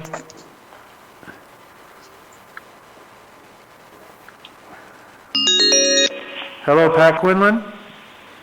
Yes, Mr. Chairman. Yes, this is Chairman Casey from House Health and Human Services. We have you online with us on House Bill 5160. Okay, thank you. Go ahead. Good evening, Mr. Chairman, members of the committee. Let me first thank Representative Bennett for putting in House Bill 5160. And very briefly, let me explain what this is about. This deals with what we call dental insurance. And dental insurance is different from typical health insurance. When you buy health insurance and you break your leg, whatever it costs to fix your leg is covered by health insurance. Dental insurance, by contrast, is more of a limited benefit, and it only deals with those matters that the plan covers. And so back in 2009, National Delta Dental announced a plan that they would set fees. They have always set fees for the services that they cover, those that they pay for. But they actually announced that nationwide, all 50 states would also set fees for services they don't pay for. So whatever is done by a dentist, if it is a Delta Dental patient, they would set the fee, even though they don't pay the fee on those where the patient pays their own fee because it's a non-covered service.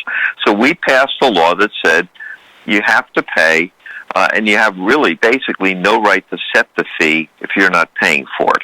That law went on to become the law in 46 states, and all of them are varied and change a little bit. So over the 11 years or 12 years since we passed that law, we've dealt with a number of insurance companies around the country, and they have interpreted our health care or our Health Quality Assurance Act in such a way that they essentially are still saying they will not allow the dentist to charge a fee, and they're not complying with the law. So one of the things we looked at to clean this up, we worked with the American Dental Association, the Society of Oral and Maxillofacial Surgeons, was to clarify this issue about frequency, and that's what we try to address in this bill. There are frequency limitations. You can only have so many crowns depending on your plan. Maybe the plan will pay for 2 crowns per year. So on that third crown, you might be doing the discount crowns for $600 or $700 a piece, but on that third crown, the patient has no more benefits left. It's as if they have no insurance for that. And that's basically the case. But Delta Dental, Metropolitan, and the other carriers who do business in Rhode Island have absolutely insisted that they will not put up with, or if you charge them your normal fee for that, even though the plan isn't paying, then you will be out of their plan. So this is an issue that's very unfair to the dentists. And it goes back to, if you are not providing the service, you don't get to say how much someone can charge. And that's the fundamental premise behind this law. So I'd be happy to answer any questions at the committee. Thank you, Patrick. Thank you, Chairman. Are there any questions for Patrick Quinlan, please? Rep. Kassar? Thank you, Chairman Casey, and thank you, Mr. Quinlan. Just a question about how this is done in other states and what dental insurance looks like elsewhere. Would this be matching what's done? Okay, let me break that into two pieces, Representative.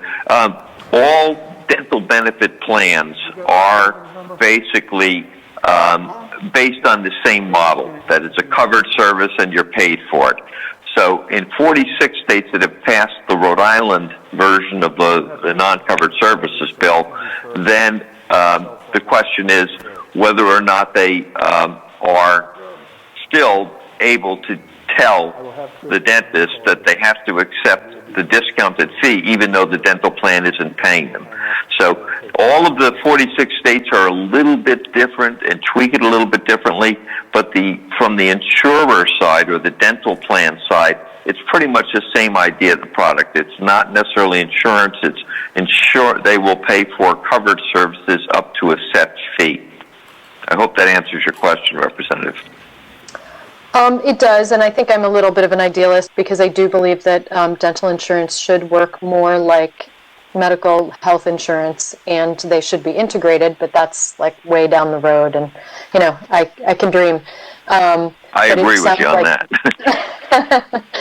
But it sounds like this is just sort of an incremental step that would help with some additional services that we'll probably see on a regular basis in the dental arena, but it really won't get us to a kind of a more of a dental parity, if you will. Right. It won't make parity with the health insurance, typical health insurance plan. However, it will make it more equitable because the dentists shouldn't have to take a discount that they're not being paid. Right. Yep. Okay, thank you. Thank you, Representative Kassar. Are there any other questions for our witness, please? Okay. If not, I just would like to have it read into the record that Richard Fritz from Delta Dental has submitted written testimony. He is not in favor of the bill. And Crystal McElroy from MetLife is also against the bill. She has submitted written testimony. That'll close the hearing for House Bill 5160. Representative Bennett, thank you for being with us. I know you may have to run over to the Labor Committee meeting. Thank you, Chairman. Thank you, committee members. All right, take care. Okay, right now we're going to go, again, out of order. We're going to take Representative Craven's bill. It's House Bill 5374 relating to health and safety and the prevention. Representative Bennett, you are not muted. And the prevention of contagious diseases. Okay. Representative Craven will be on the line shortly. Hello, Representative Craven. Yes. Yes, sir. Chairman Craven, this is Representative Casey, Chairman of the House Health and Human Services Committee. I have you here to testify and introduce House Bill 5374. You have our attention and the floor. Please go ahead. Thank you, Chairman. Thank the members of the committee. This is a bill that very simply allows laboratories that we're all familiar with that do blood work on us when we get checkups, etc., to be included in, be able to be used by the state, by the prisons, by hospitals, by anyone who does HIV testing for AIDS. Previous to this bill, if it passes, it would only be performed by a hospital laboratory or the Department of Health. It's much less expensive to use these high-volume labs. I think it's both financially a good bill as well as giving an opportunity for only Rhode Island clinical laboratories, as defined in the general laws, being allowed to make money and do the testing for the purposes of both testing for AIDS and actually reporting those results to the Department of Health. I think it's a great bill, and I can't say enough about it, both helping business as well as saving money. Be happy to answer any questions. Thank you, Chairman Craven. I am going to turn the meeting over to Representative Donovan. I have to check into Labor Committee. And, all right. And if there are any questions for Representative Craven, we'll take those right now. Otherwise, Representative Donovan will move on to the verbal witnesses. Okay, we're going to take first written testimony. Thank you, Representative Craven. Nice to hear your voice. Take care. Bye-bye.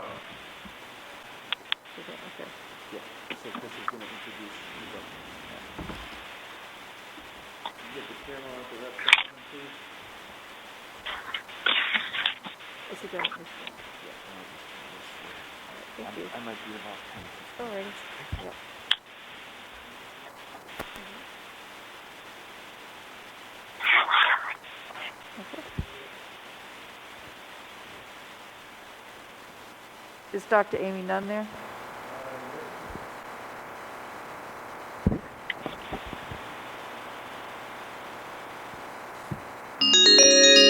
Okay. Hello, Dr. Nunn? Yes, hi, this is Dr. Nunn. Hi, this is Representative Donovan from Health and Human Services. You can give your testimony now.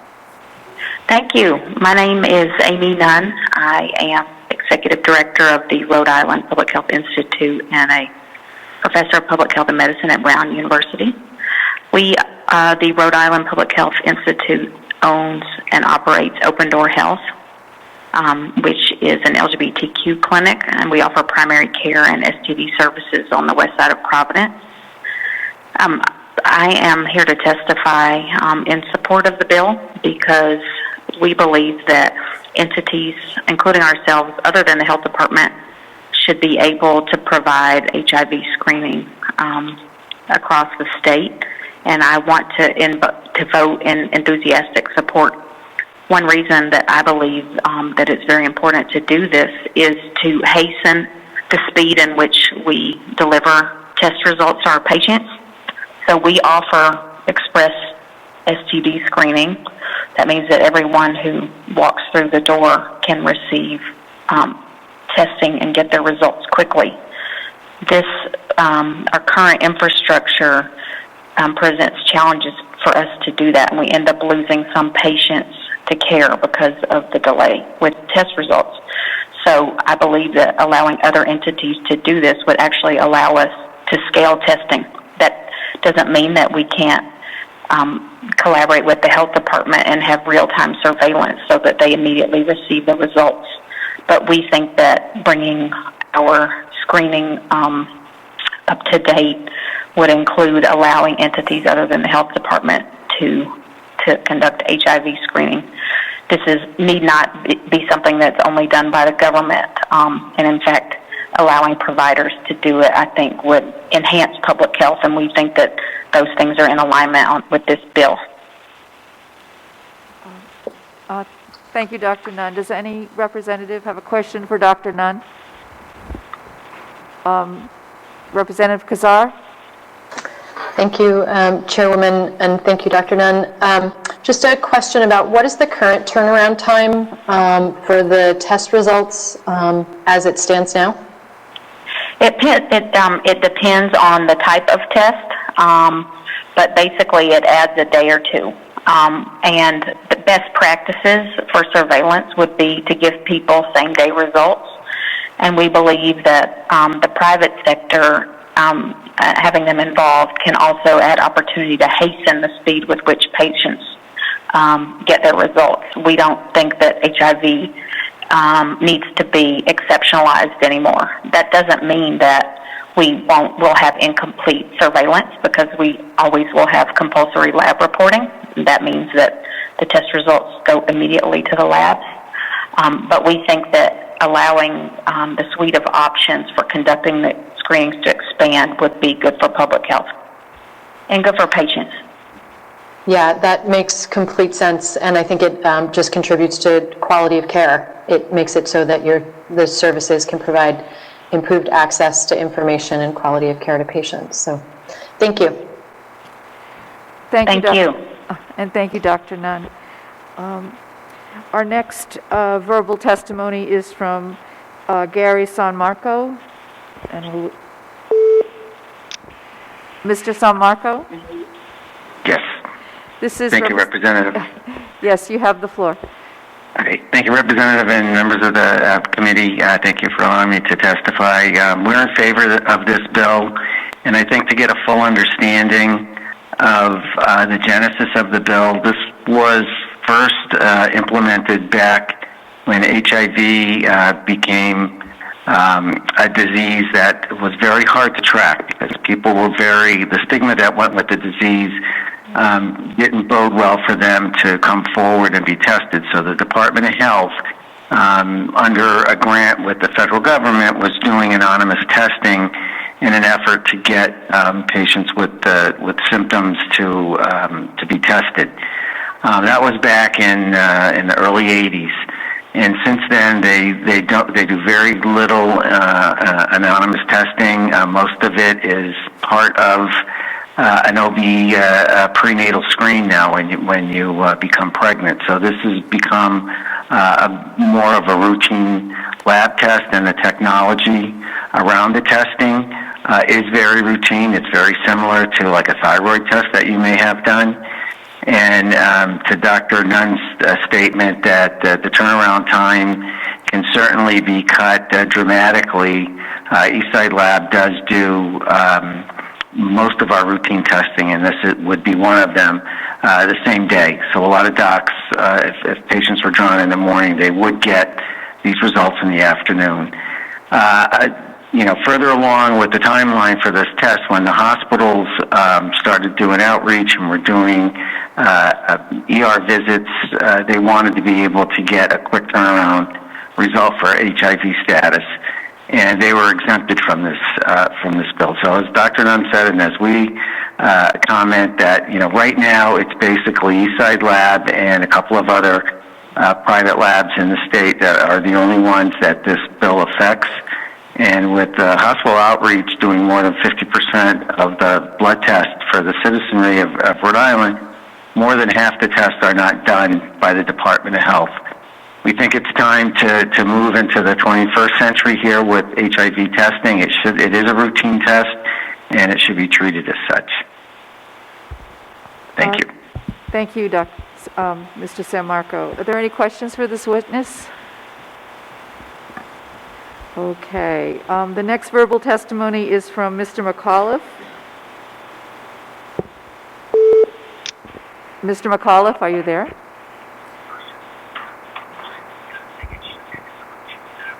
Mr. McAuliffe, are you there?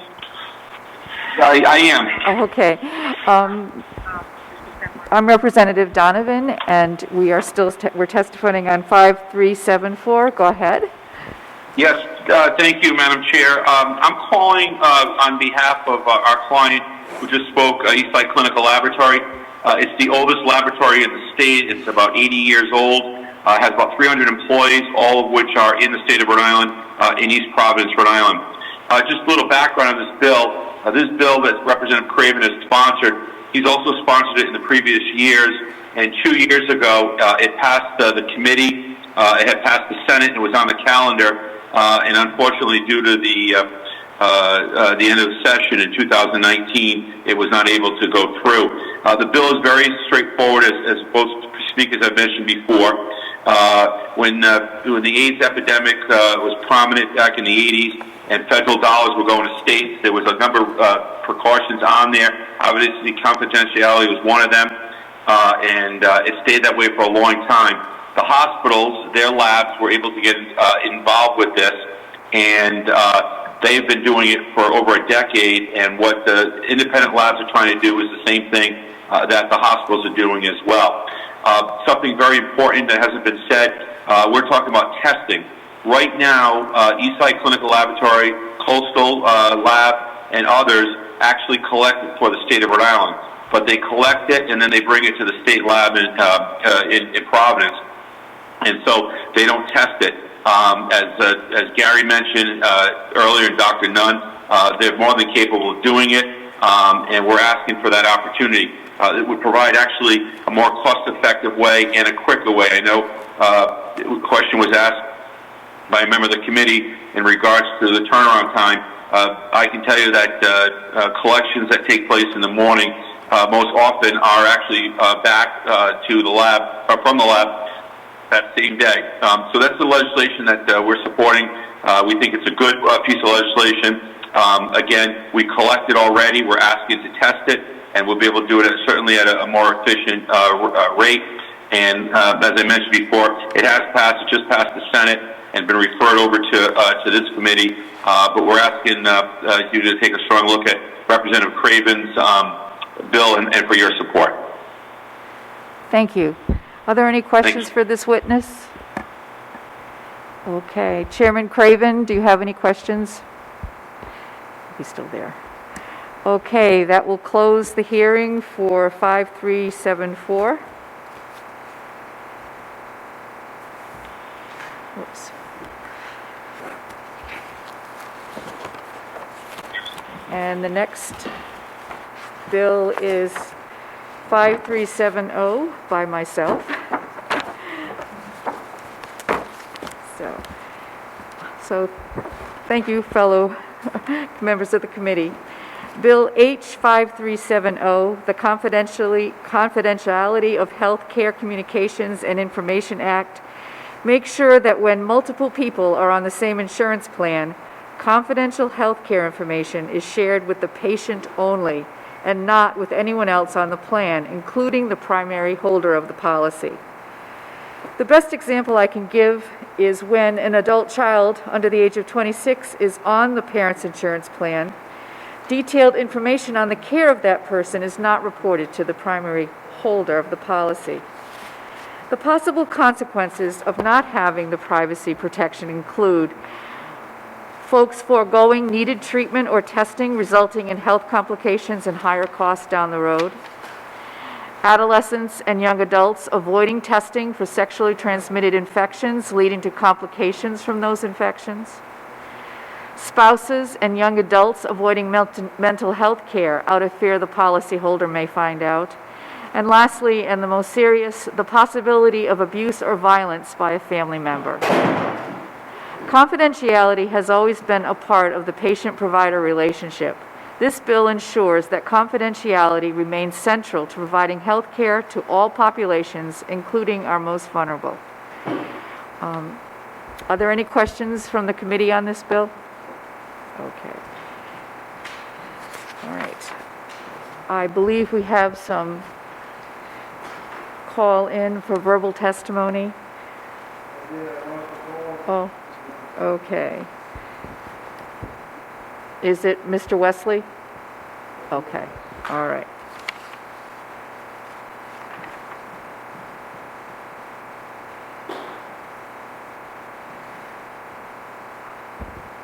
While you're waiting for that, we have written testimony submitted by Mary Chase from the League of Women Voters, and she's in favor of the bill.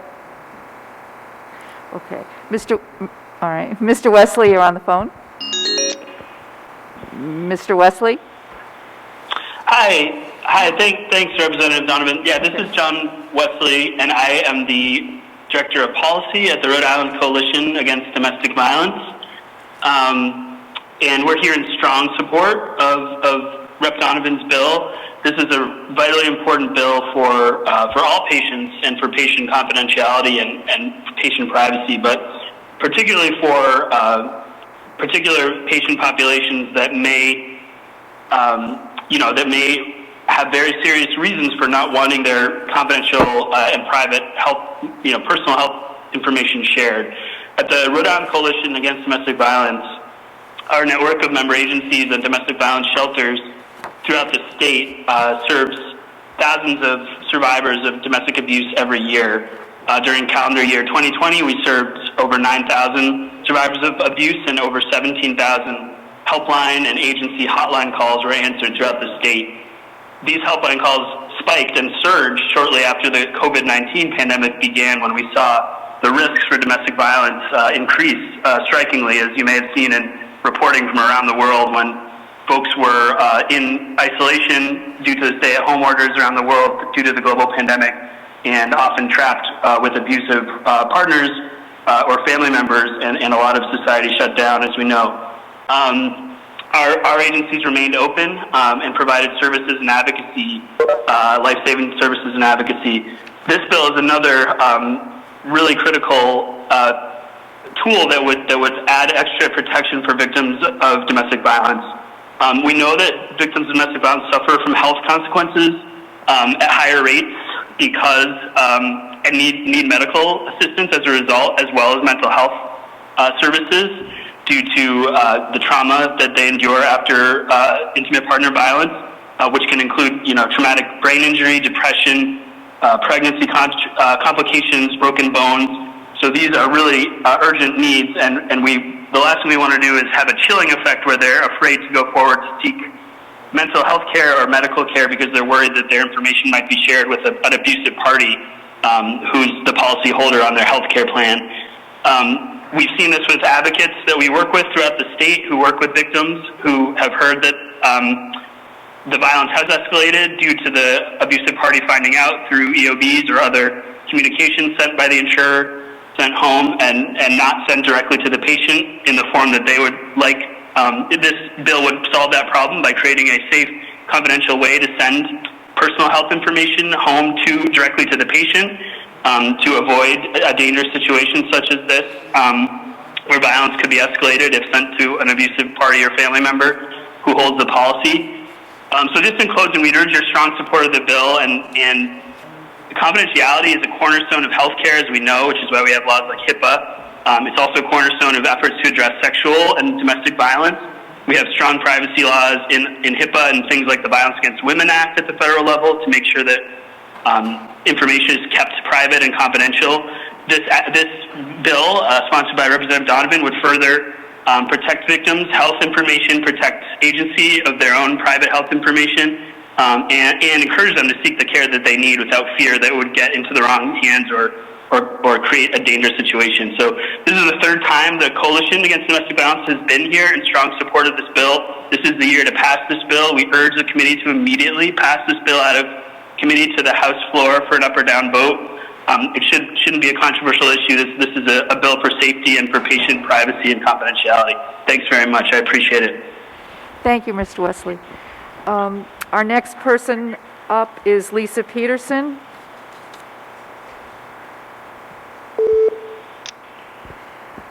Lisa, are you there? I am. Good evening, Madam Chairwoman. How are you? Thank you. Thank you. You may continue. Okay, great. Thank you for taking the time to hear me. My name is Lisa Peterson, and I'm here tonight in two roles. One as Chief Operating Officer at VICTA, which is a community agency providing mental health and substance use treatment, and also as co-chair of the Substance Use Policy, Education, and Recovery PAC. I want to speak very briefly about why I strongly support H5370 to create additional privacy protections for individuals who are insured as part of another subscriber's coverage. There are a number of concerns with the existing protocols, one of which has just been spoken about by the Coalition, but I'm going to focus on my area of expertise. Despite a great deal of progress over the recent years, we know that stigma remains a significant barrier to seeking treatment for substance use disorder.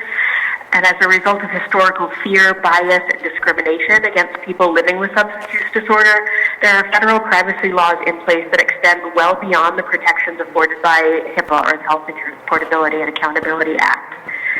In addition, for the state of Rhode Island, a minor can consent to substance use treatment without parental consent if the service provider deems that parental knowledge could be contraindicated or pose a clinical risk to the minor. So similar to the additional federal protections for substance use treatment, these regulations are designed to provide additional protections and minimize the barriers to accessing care. However, despite all of these regulations and laws, the managed care organizations are issuing explanations of benefits and other communications not to the service recipient but to the primary subscriber. Recognizing this, there are a number of individuals who are likely to opt out of potentially life-saving care. And I don't use that term lightly. We simply cannot afford to perpetuate barriers to care in this current environment with dueling pandemics. As most of you probably know or have heard, 2020 is projected to be the worst year of overdose deaths in Rhode Island since tracking began. I say projected to be because the last couple of months have yet to be finalized by the ME and the Department of Health. But of those fatalities, 5% of those were accounted for by individuals under the age of 25, which is incredibly tragic, and it begs the question how many of them could have accessed treatment but may have been ambivalent because they knew that they would be, quote unquote, in trouble or face some kind of repercussions from their primary policyholder. 13% of all overdose-related emergency department visits involved people between the ages of 18 and 24. So we don't have specific age ranges that reflect the Affordable Care Act expansion to the age of 26, but we can definitely see a trend that this is a really hard-hit population, and we have to really make sure that we are encouraging them to access care and not putting anything in their way. It's impossible for us to determine exactly who does not access substance use services or exactly why, but what is possible is to make the pathway to treatment as clear and as safe as we can. I believe this bill supports that goal, and it supports our collective efforts to save the lives of Rhode Islanders who use alcohol and other drugs. So I urge the committee to vote in favor of passage, and I thank you for your time. Thank you, Lisa. Are there any questions for this witness? No. Okay, we'll move on to the next witness, Hannah Stern from the ACLU. Okay. All right, we'll go to Jack Russley.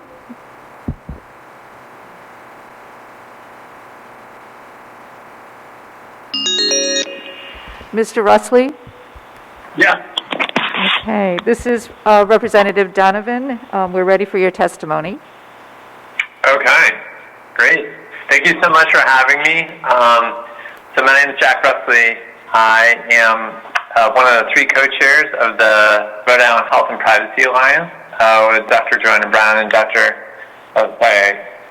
John Wesley. He is a lawyer, not a physician. He and Joanna and I are happy to thank you, Representative Donovan, for proposing this legislation and for the folks who co-sponsor this bill. And I just wanted to say again, I'm excited to testify tonight in favor of this bill. So I'll just tell you real briefly who I am. So I'm a physician. I take care of young people who are teens and young adults, and I provide primary care services to them here in Providence. And I'm representing myself today, but also speaking in collaboration with my colleagues at the Rhode Island Health and Privacy Alliance. So we're really excited about this bill. We think it's going to help protect the privacy and improve the health of Rhode Islanders. And you all probably heard already from John and others about the explanation of benefits forms.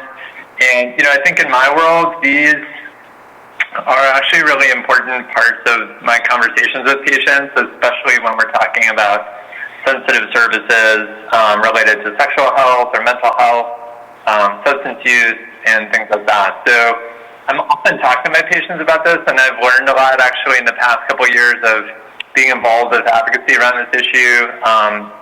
And so I feel like I've started to have more and more conversations with young people and their parents. And frankly, young people and parents really aren't aware that these forms exist.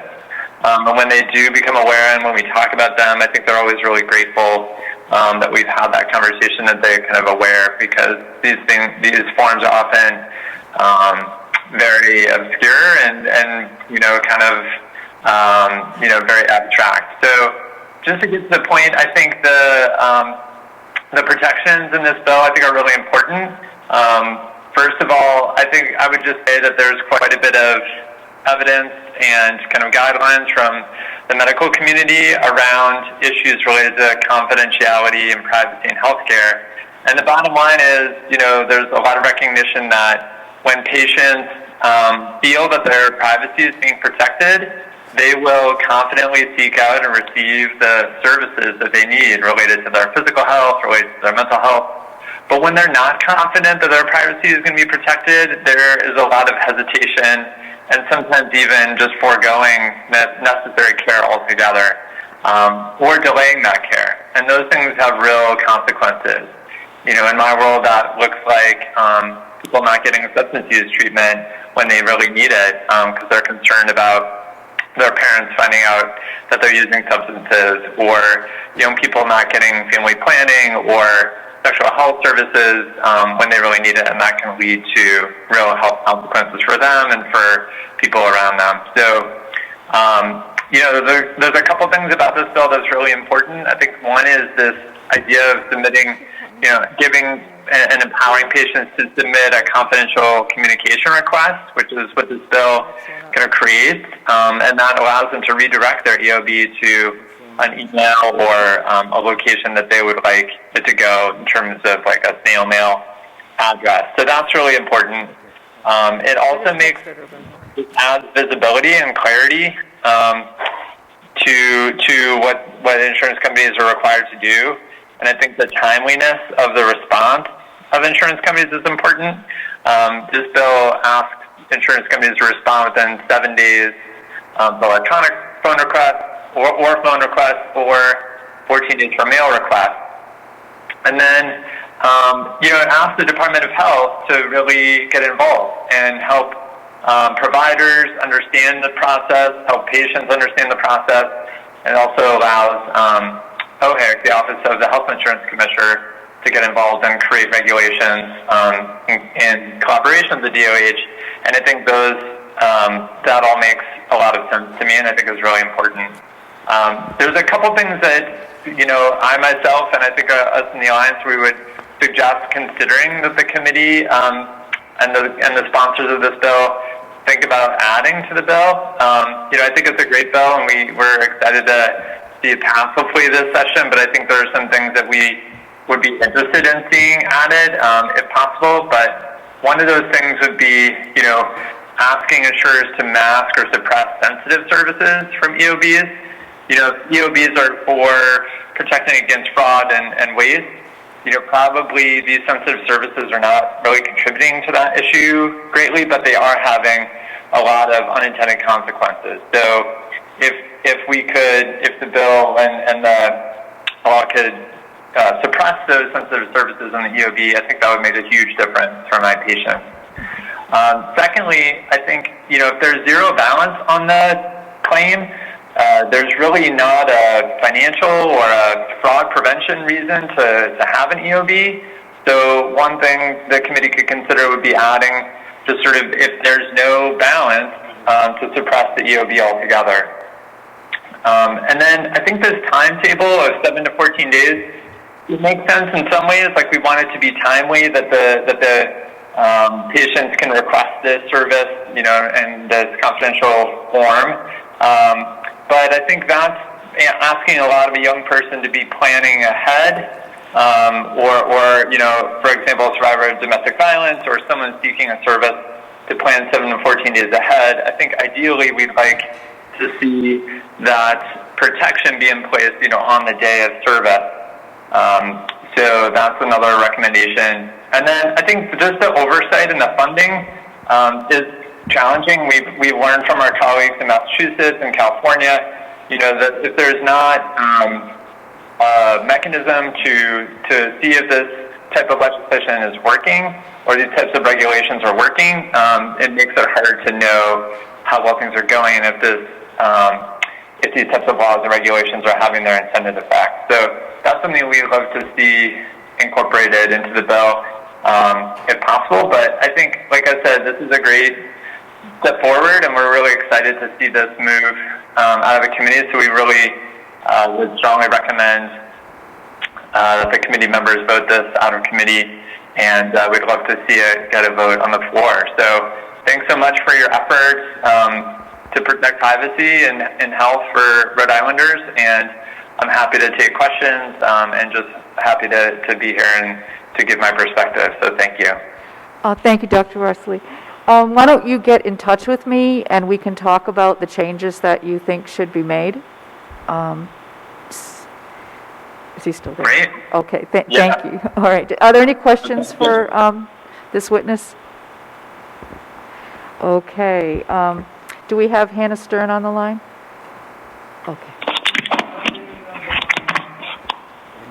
Oh, Amy, okay. Dr. Nunn, are you on the line? Should I, no? Dr. Nunn? evening. Oh, thank you, you may proceed. Hello, my name is Amy Nunn. I am Executive Director of the Rhode Island Public Health Institute. I'm a professor of public health and medicine at Brown University. The Rhode Island Public Health Institute owns and operates Open Door Health, which is a primary care and LGBTQ clinic and STD clinic on the west side. I want to testify in enthusiastic support of this bill. One, we take care of a lot of adolescents and also LGBTQ populations who sometimes forego services because they are afraid of having their screenings disclosed to their parents, or who are afraid that they might be discriminated against by other people if their sexual orientation is disclosed. And I believe that this legislation goes a long way to helping address some of those barriers. Those are particularly important for preventable STDs, preventable and curable STDs, and for treatment of HIV. But we can treat and cure most cases of chlamydia, gonorrhea, syphilis, and hepatitis C, all of which are sexually transmitted. Those things account for a large share of preventable morbidity and in some cases mortality among young people. And a lot of people forgo services because they fear that that their services will be disclosed to the policy owner or the parent. So that's a big barrier for us to screen adolescent STD screenings, which I think is very important. Thank you. Thank you, Dr. Nunn. Are there any questions for Dr. Nunn? Okay, do we have Heather from on the line? Okay. Heather, this is Representative Donovan. Are you on the line? Hello. Okay. Yes, Representative Donovan. Okay, you may proceed. Okay, thank you, Madam Chair, and thank you to the committee. I will try and keep this brief. I've been listening to the testimony, and I don't want to belabor the points that have been made by the other individuals. I am here on behalf of the ACLU as well as myself. Ms. Stern from our office had to step to another committee, and so they asked me to step in making this presentation to the committee tonight. So I am here on behalf of the ACLU. I also personally am an attorney dealing with domestic violence victims, so this is an issue that hits a bit home for me personally.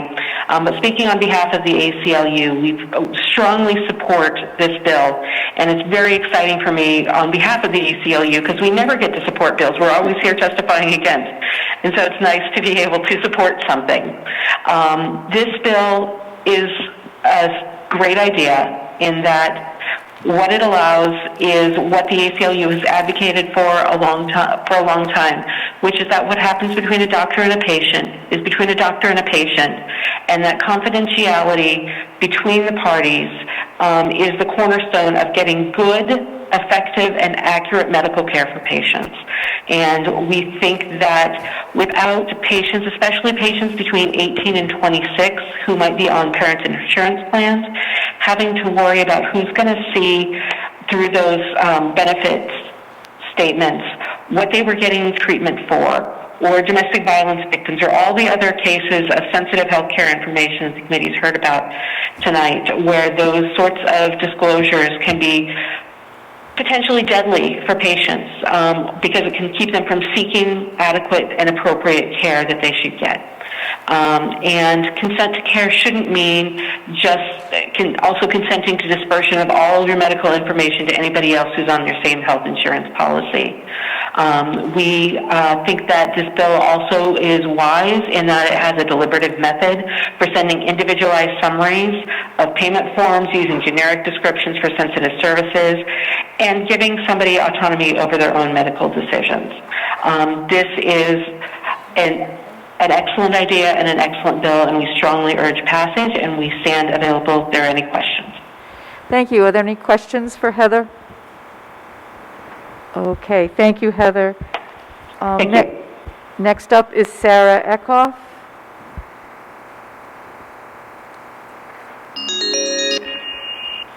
Sarah, this is Representative Donovan. Are you on the line? I am, yes, thank you. Oh, thank you. You may proceed. I just want to start by saying thank you for hearing my testimony tonight, and I want to strongly support House Bill 5370 to protect patient privacy regarding sensitive healthcare information. While not providing the testimony on behalf of an organization, I am a Rhode Islander who has worked in the field of sexual assault advocacy, and I've encountered this issue. So currently, as it stands, insurance companies send EOBs or explanation of benefit statements to policyholders, not to the patient directly. And this can give access to detailed information about the patient's care to the policyholder without the consent of the patient. That can include the name or type of provider that the person saw or the type of services that were delivered. While this disclosure of information impacts a wide range of patients, it really does have a disproportionate impact on vulnerable folks who don't want that information shared, including survivors of sexual assault. So as a victim advocate, I work with individuals who experience sexual violence, and I encountered many college students specifically who experienced the trauma of sexual assault only to be left with the difficult decision of whether to access medical or mental health treatment afterwards. Because they feared that their parents would receive insurance-related documents that disclosed information about the services they received. This dilemma unfortunately led some students to make the decision not to access important services that may have been vital for their physical or mental health. This legislation seeks to remedy this serious problem and encourage patients to always seek health services they need without fear that their private health information is going to be disclosed to anyone. At its core, sexual violence is really about power and control, taking away one's control over their own body, over their autonomy, and their right to feel safe. And although it's unintended, the current process of sending insurance communications to policyholders rather than the patient directly, unfortunately perpetuates this dynamic. The last thing a survivor should have to consider after experiencing sexual violence is a lack of agency over their private health information. And lastly, I just want to say that while this issue may seem like it's simply one of discretion or privacy, there's also a really important safety aspect to consider. It may not actually be physically, emotionally, or psychologically safe for a survivor if a policyholder was given access to their private health information. Students may be forced to leave school or move home. Additionally, the policyholder may be the person who actually committed the violence in the first place, and therefore having access to this information could really put the survivor at grave risk for additional harm. This bill can be an important step towards giving individuals agency over their private health information, but it also enhances survivor safety. And I just want to conclude by saying thank you again for your consideration of this important bill, and I strongly urge the committee to support this legislation and protect vital patient privacy. Thank you, Sarah. Thank you. We don't have any more verbal testimony. The written testimony by Mary Chase to the League of Women Voters is in support. Hillary Levy Friedman, President of Rhode Island Now, in support. Nicole Jelinek, Chair of the Rhode Island Coalition for Reproductive Freedom, is in support. Hannah Stern, ACLU Rhode Island, in support. Dr. Joanna Brown, in support. And Catherine Cummings from the Rhode Island Medical Society is in support. Is there anyone else who has any comment? Okay. Thank you. So that will end the testimony on Bill 5370. So do you want to go? Okay, the next one is Bill 5272. 53. Oh, 537, what, 2? 5372. 5372, sorry. Okay. All right, folks, the next bill, 5372, is by Representative McNamara. This is an act relating to food and drugs. This is the Prescription Drug Affordability Board, Group Purchasing Board for prescriptions that we can afford. Representative McNamara is not here with us right now. I'll give a brief summary about the bill. This act would create Prescription Drug Affordability Board composed of representatives of affected stakeholders designated to investigate and comprehensively evaluate drug prices for Rhode Islanders as possible ways to reduce them, to make them more affordable. We have written testimony from the ACLU Rhode Island. They have no position. They do have some concerns about language and its applicability regarding open government. And there is written testimony from biotechnology that is against the bill. We do have one person to testify with us virtually. Are we ready? Mr. Doherty? This is he. Yes, sir. This is Chairman Casey of the House Health and Human Services Committee. We have you here to testify on House Bill 5372 relating to Food and Drugs Prescription Drug Affordability Board. If you would go ahead and give us your testimony, please. Thank you, Mr. Chairman. I appreciate you having me at the hearing tonight. For the record, my name is Nick Doherty, the Director of Policy at Pharma for the New England region and located up in Boston. Pharma represents the country's leading innovative biopharmaceutical research companies. Since 2000, Pharma member companies have invested nearly $1 trillion in the search for new treatments and cures, including an estimated $83 billion in 2019 alone. So I'm here to testify in opposition to House Bill 5372. We did submit a pretty detailed statement outlining our concerns with the legislation, and for the sake of time, I'll just address a couple general ideas here. If Rhode Island were to go in this direction of creating an affordability board with upper payment limits, it would be an outlier. This legislation has been tried in other states with not a lot of success. The approach that they use, or other states have used, and this legislation uses with setting an upper payment limit, we believe is short-sightedly targeting drug spending in ways that could have a long-term impact on the development of new life-saving treatments. And we feel this way because singling out the manufacturers as the only actor in the supply chain responsible for the patients, or what cost the patients pay at the pharmacy counter for a prescription drug, this is overlooking the role other entities play. Cost. So for any legislation to make a real impact, in our view, a bill should properly account for all the actors in the supply chain, and that's including hospitals, PBMs, insurers, wholesalers, and even the government. We feel this way because nearly half of the total spending on brand medicines went to the supply chain and other entities. So the companies that are researching, developing, and manufacturing these medicines retain just 54% of the total point-of-sale spending on brand medicines. And we recognize this, of course, does not reconcile with how patients are feeling at the pharmacy counter. And this is why we feel looking at the whole system is really important to get a better picture in a landscape to understand how drug pricing is impacting patients at the pharmacy counter and help them tomorrow as opposed to down the road. So again, very brief, did provide a lot more of a detailed overview in our statement for the committee, and would be happy to take any questions from committee members. Thank you for your testimony. Are there any questions from the committee at this time? Yes, please. Representative Speakman. Thank you, Mr. Chairman. You said that the manufacturers are responsible for 54% of the cost of drugs, yes? Pharmaceuticals? No. Okay. No.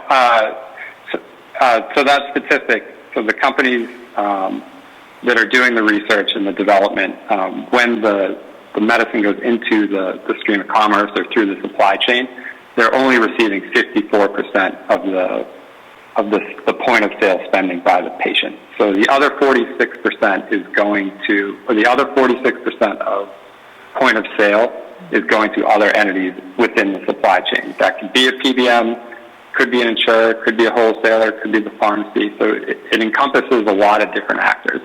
Okay, thank you. So we've heard a lot of testimony in this committee over the past couple of weeks about the high cost of drugs, in particular insulin. We heard several bills last week on this.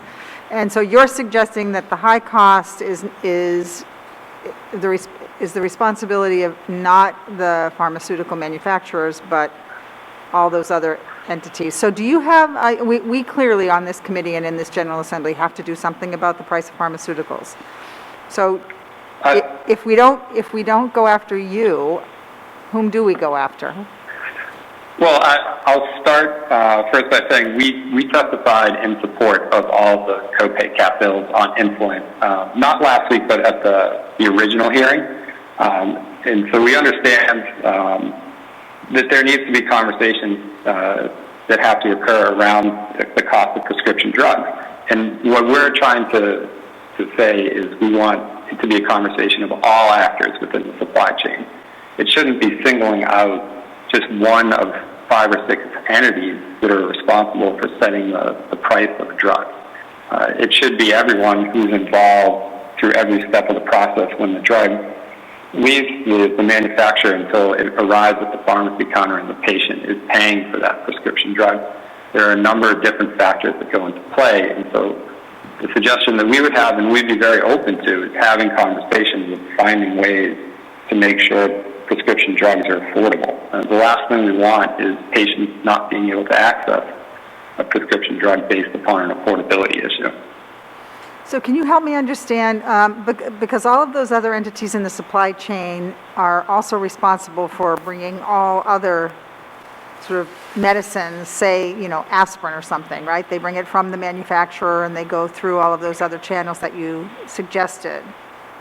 So why? Well, so aspirin, that would fall under a generic. So the pharmaceutical companies in pharma, the majority of their catalog are brand medicines, which make up about 10% of the market, whereas the generic drugs are making up about 90% of the market. So there's a little bit of a difference in separating the two different types of drugs. All right. I mean, again, I'm having a hard time understanding who bears responsibility for the high cost of prescription drugs, but I will do some further research and I'll read your written testimony. Thank you. You're welcome. Thanks, Mr. Chairman. Thank you, Representative Speakman. Are there any other questions for our witness? Representative Potter, go right ahead. Thank you, Mr. Chairman. To the witness, just so I'm clear on this, do I take your comments to suggest then that you would be open to supporting similar legislation if it also addressed the other entities within the supply chain that make up for that 46% that are being left out? In general, that would be, the devil's always in the details of what the legislation would actually say. And can't commit one way or another, but we can commit to saying that we want to work with this committee and with the legislature in Rhode Island to work towards achieving reasonable goals to ensure that a patient is able to access their medicine at an affordable price at the pharmacy counter. So is your opposition specifically due to the fact that the manufacturing end of this is the only aspect being addressed, or is there particular language that you find problematic within the bill as it stands? So we have a lot of issues within the bill, and it's a pretty long, complicated bill and how it lays out setting up the advisory council as well as the reporting requirements that the manufacturers would have to give to the affordability board as well as to the advisory council. So those are some of the factors that we have concerns with. Setting the upper payment limit, which would essentially give the government the decision to decide how to regulate what the price is at the pharmacy counter. And the concern that by doing so, it could lead to shortages or access issues for patients. Because, again, we're not the only one. The pharmaceutical companies aren't the ones, or are not the entity that's putting the drugs within the formularies. They're deciding the access issues, the costs, and those are all within other portions of the supply chain.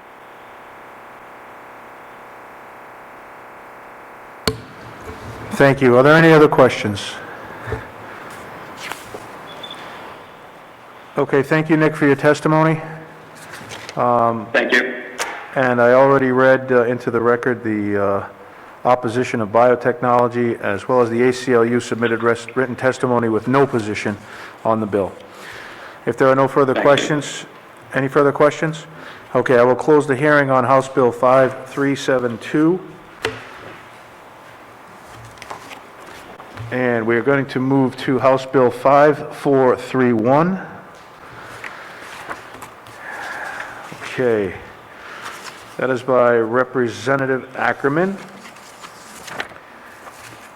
House Bill 5431, relating to health and safety. This is the Restroom Access Act.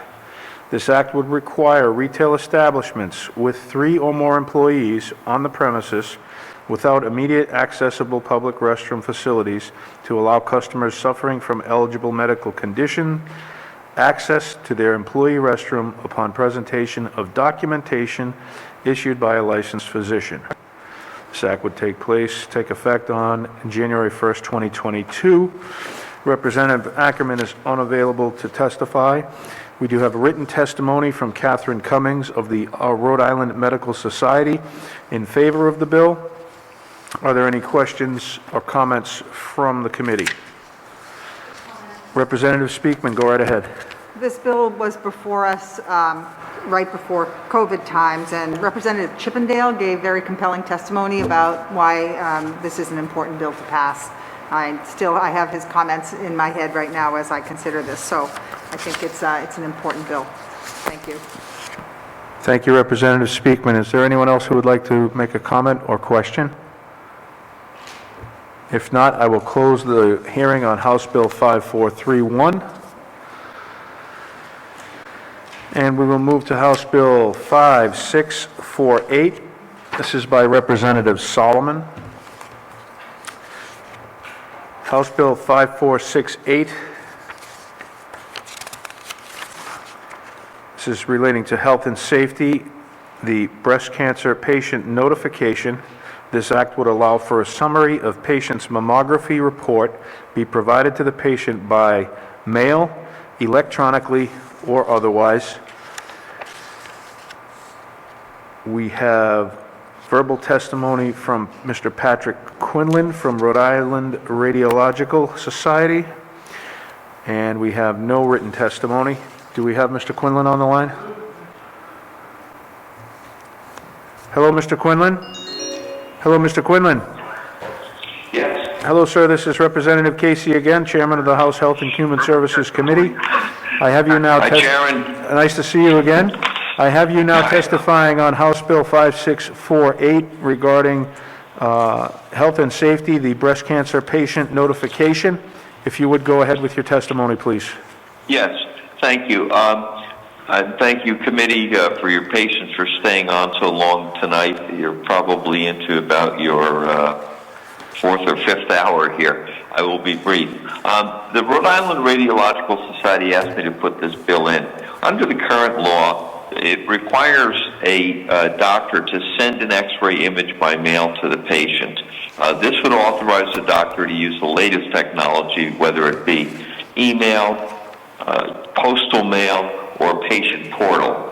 Having had a lot of X-rays in the last 2 years, I get all of mine in my patient portal, but across radiology, that is not right now technically allowed, although by consent, when you sign on to the portal, you're giving permission for it.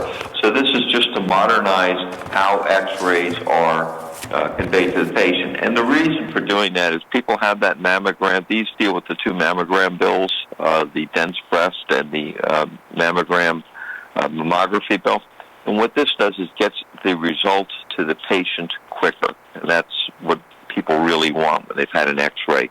What did the doctor find and what does it look like? So this would allow them to send those results as soon as they're read right to the patient by either email or patient portal. I'd be happy to answer any questions. Thank you, Mr. Quinlan. Are there any questions from the committee at this time? Okay, hearing none, we will close the hearing and we will move on to, that's 5648. We will close the hearing. Thank you, Mr. Quinlan, for your testimony. Appreciate it. Thank you, Mr. Chairman. Okay. I will. The last bill is from Representative Casimiro. It's House Bill 5371.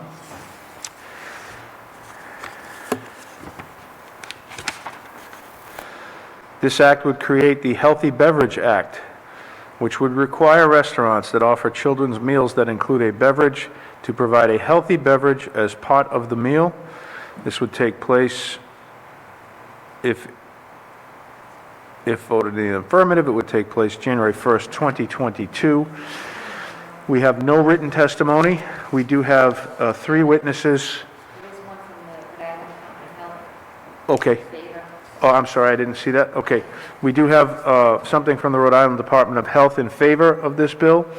We also have 3 virtual call-in witnesses. We'll take the first one.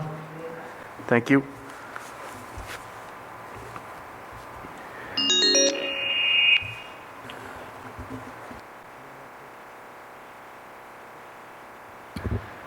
Hello, Dr. Nunn.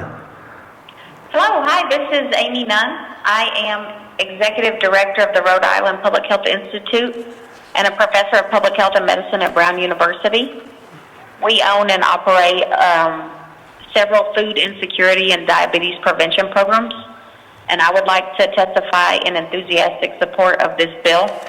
There's no reason for children to be served sugary beverages, and it does a real disservice to many low-income communities, many times because many of the beverage companies engage in predatory marketing in communities of color and low-income communities who disproportionately consume fast food. We think that this would go a long way in terms of reducing sugar intake and unnecessary sugar consumption, and would also help reduce diabetes risks for many children. So for those reasons, I'm testifying in enthusiastic support of this bill. Thank you, Dr. Nunn. Are there any questions for our witness? Okay. Thank you, Dr. Nunn. We're going to move on to our next caller.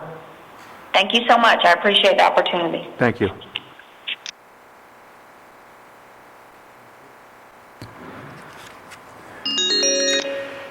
Laurie Stevenson, this is Representative Casey, Chairman of the House Health and Human Services Committee. We have you here to testify on House Bill 5371, the Healthy Beverage Act. If you would go right ahead with your testimony, please. Thank you, Mr. Chairman and members of the committee. My name is Laurie Stevenson. I am the State Advocacy Committee Chair for the American Heart Association. I'm a mom and a congenital heart disease survivor.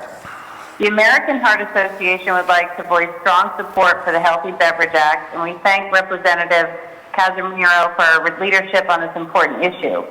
The bill would ensure that all children are offered a healthy beverage when they order at a restaurant, children's meals by switching the default beverage from soda and sugary drinks to milk, water, or 100% juice. Consuming sugary drinks poses a real health risk to our kids. Sugary drinks are the leading source of added sugars in the American diet and are associated with the risk of type 2 diabetes, heart disease, and other chronic diseases. The American Heart Association recommends that children over the age of 2 have no more than 8 ounces of a sugary drink once a week. Yet children today are consuming as much as 10 times that amount. Despite the health risks associated with soda and other sugary drinks, the majority of the top restaurant chains' default beverage with a children's meal is a sugary one. This bill is part of our effort to create a culture of health when the healthy choice is easy or the default choice. It merely flips the scripts and offers children a healthy beverage first. In no way are we trying to take away parental rights. If it's a special occasion and a parent wants to have a soda with their child, they can request it at the restaurant, and the restaurant can provide it.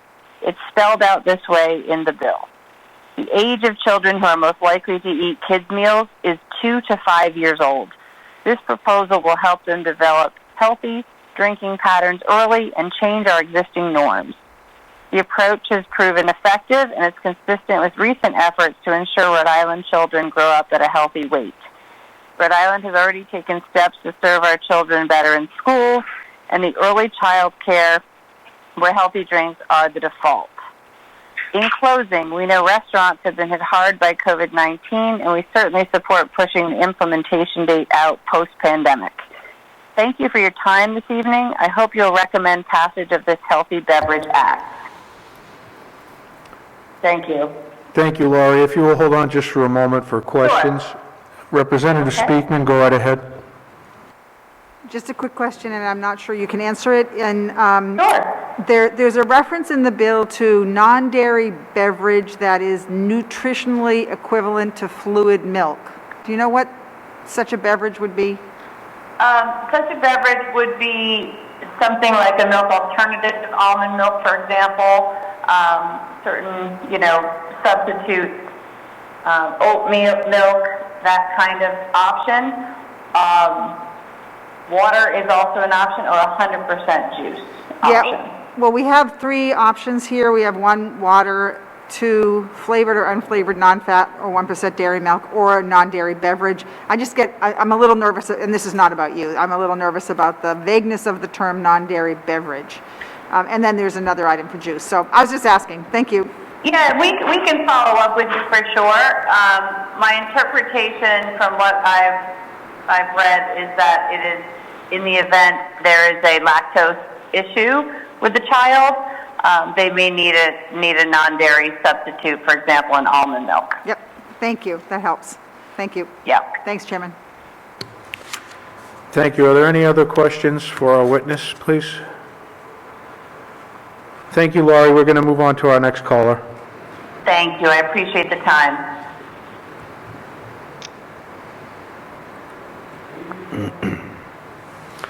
Hello, Katie?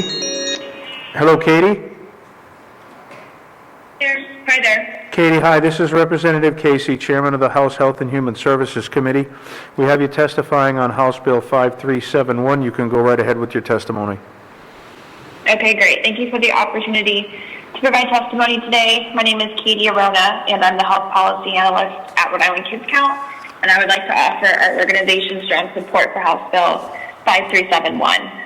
Rhode Island Kids Count really sees this bill as a critical strategy to address childhood obesity in Rhode Island. Our organization, in partnership with the Hassenfeld Institute, the Department of Health, and Blue Cross and Blue Shield of Rhode Island, recently released a statewide study of clinical childhood BMI data, and results from that data show that in 2018, 13% of Rhode Island children ages 2 to 17 were considered overweight, and almost 20% were obese. We are in the process of updating this study, and we'll release new data in our fact book this spring. Evidence shows that sugar-sweetened beverages, particularly carbonated soft drinks and juices that have added sugar, are a key contributor to the childhood obesity epidemic. Unfortunately, nearly 40% of energy which is consumed by children come from empty calories, mostly from soda, desserts, and other foods of that nature. We know that overweight children are at increased risk for serious health problems in adulthood, including heart disease, diabetes, and cancer. Restaurants play a very large role in children's food consumption. We know that children and families are consuming more of their meals at fast food and at restaurants. And studies show that parents lack awareness and confidence in the amount of calories in restaurant meals. And so in closing, the General Assembly really has had a long history of supporting the health and well-being of children and supporting parents to make good choices for their children. And as such, we urge you to support this bill, and thank you for the opportunity to provide testimony today. Thank you very much, Katie. Are there any questions for Katie, please? Are there any commentaries from the committee? As I said before, written testimony has come in from the Rhode Island Department of Health, who is in favor of the bill. And hearing no other comments, we will close House Bill 5371. We'll close the hearing on that. And it looks like our agenda is clear thus far. I'd like to thank the committee for once again hanging in there. We do quite a bit of work over here now. I appreciate you guys all being here, and those of you who are with us virtually, I truly appreciate it. If there are any other comments from the committee at this time, I'll take them. Hearing none, I will accept a motion to adjourn. So moved by Representative Giraldo. Seconded? Seconded by half of the committee. All in favor? Aye. Thank you very much. We'll see you again next week.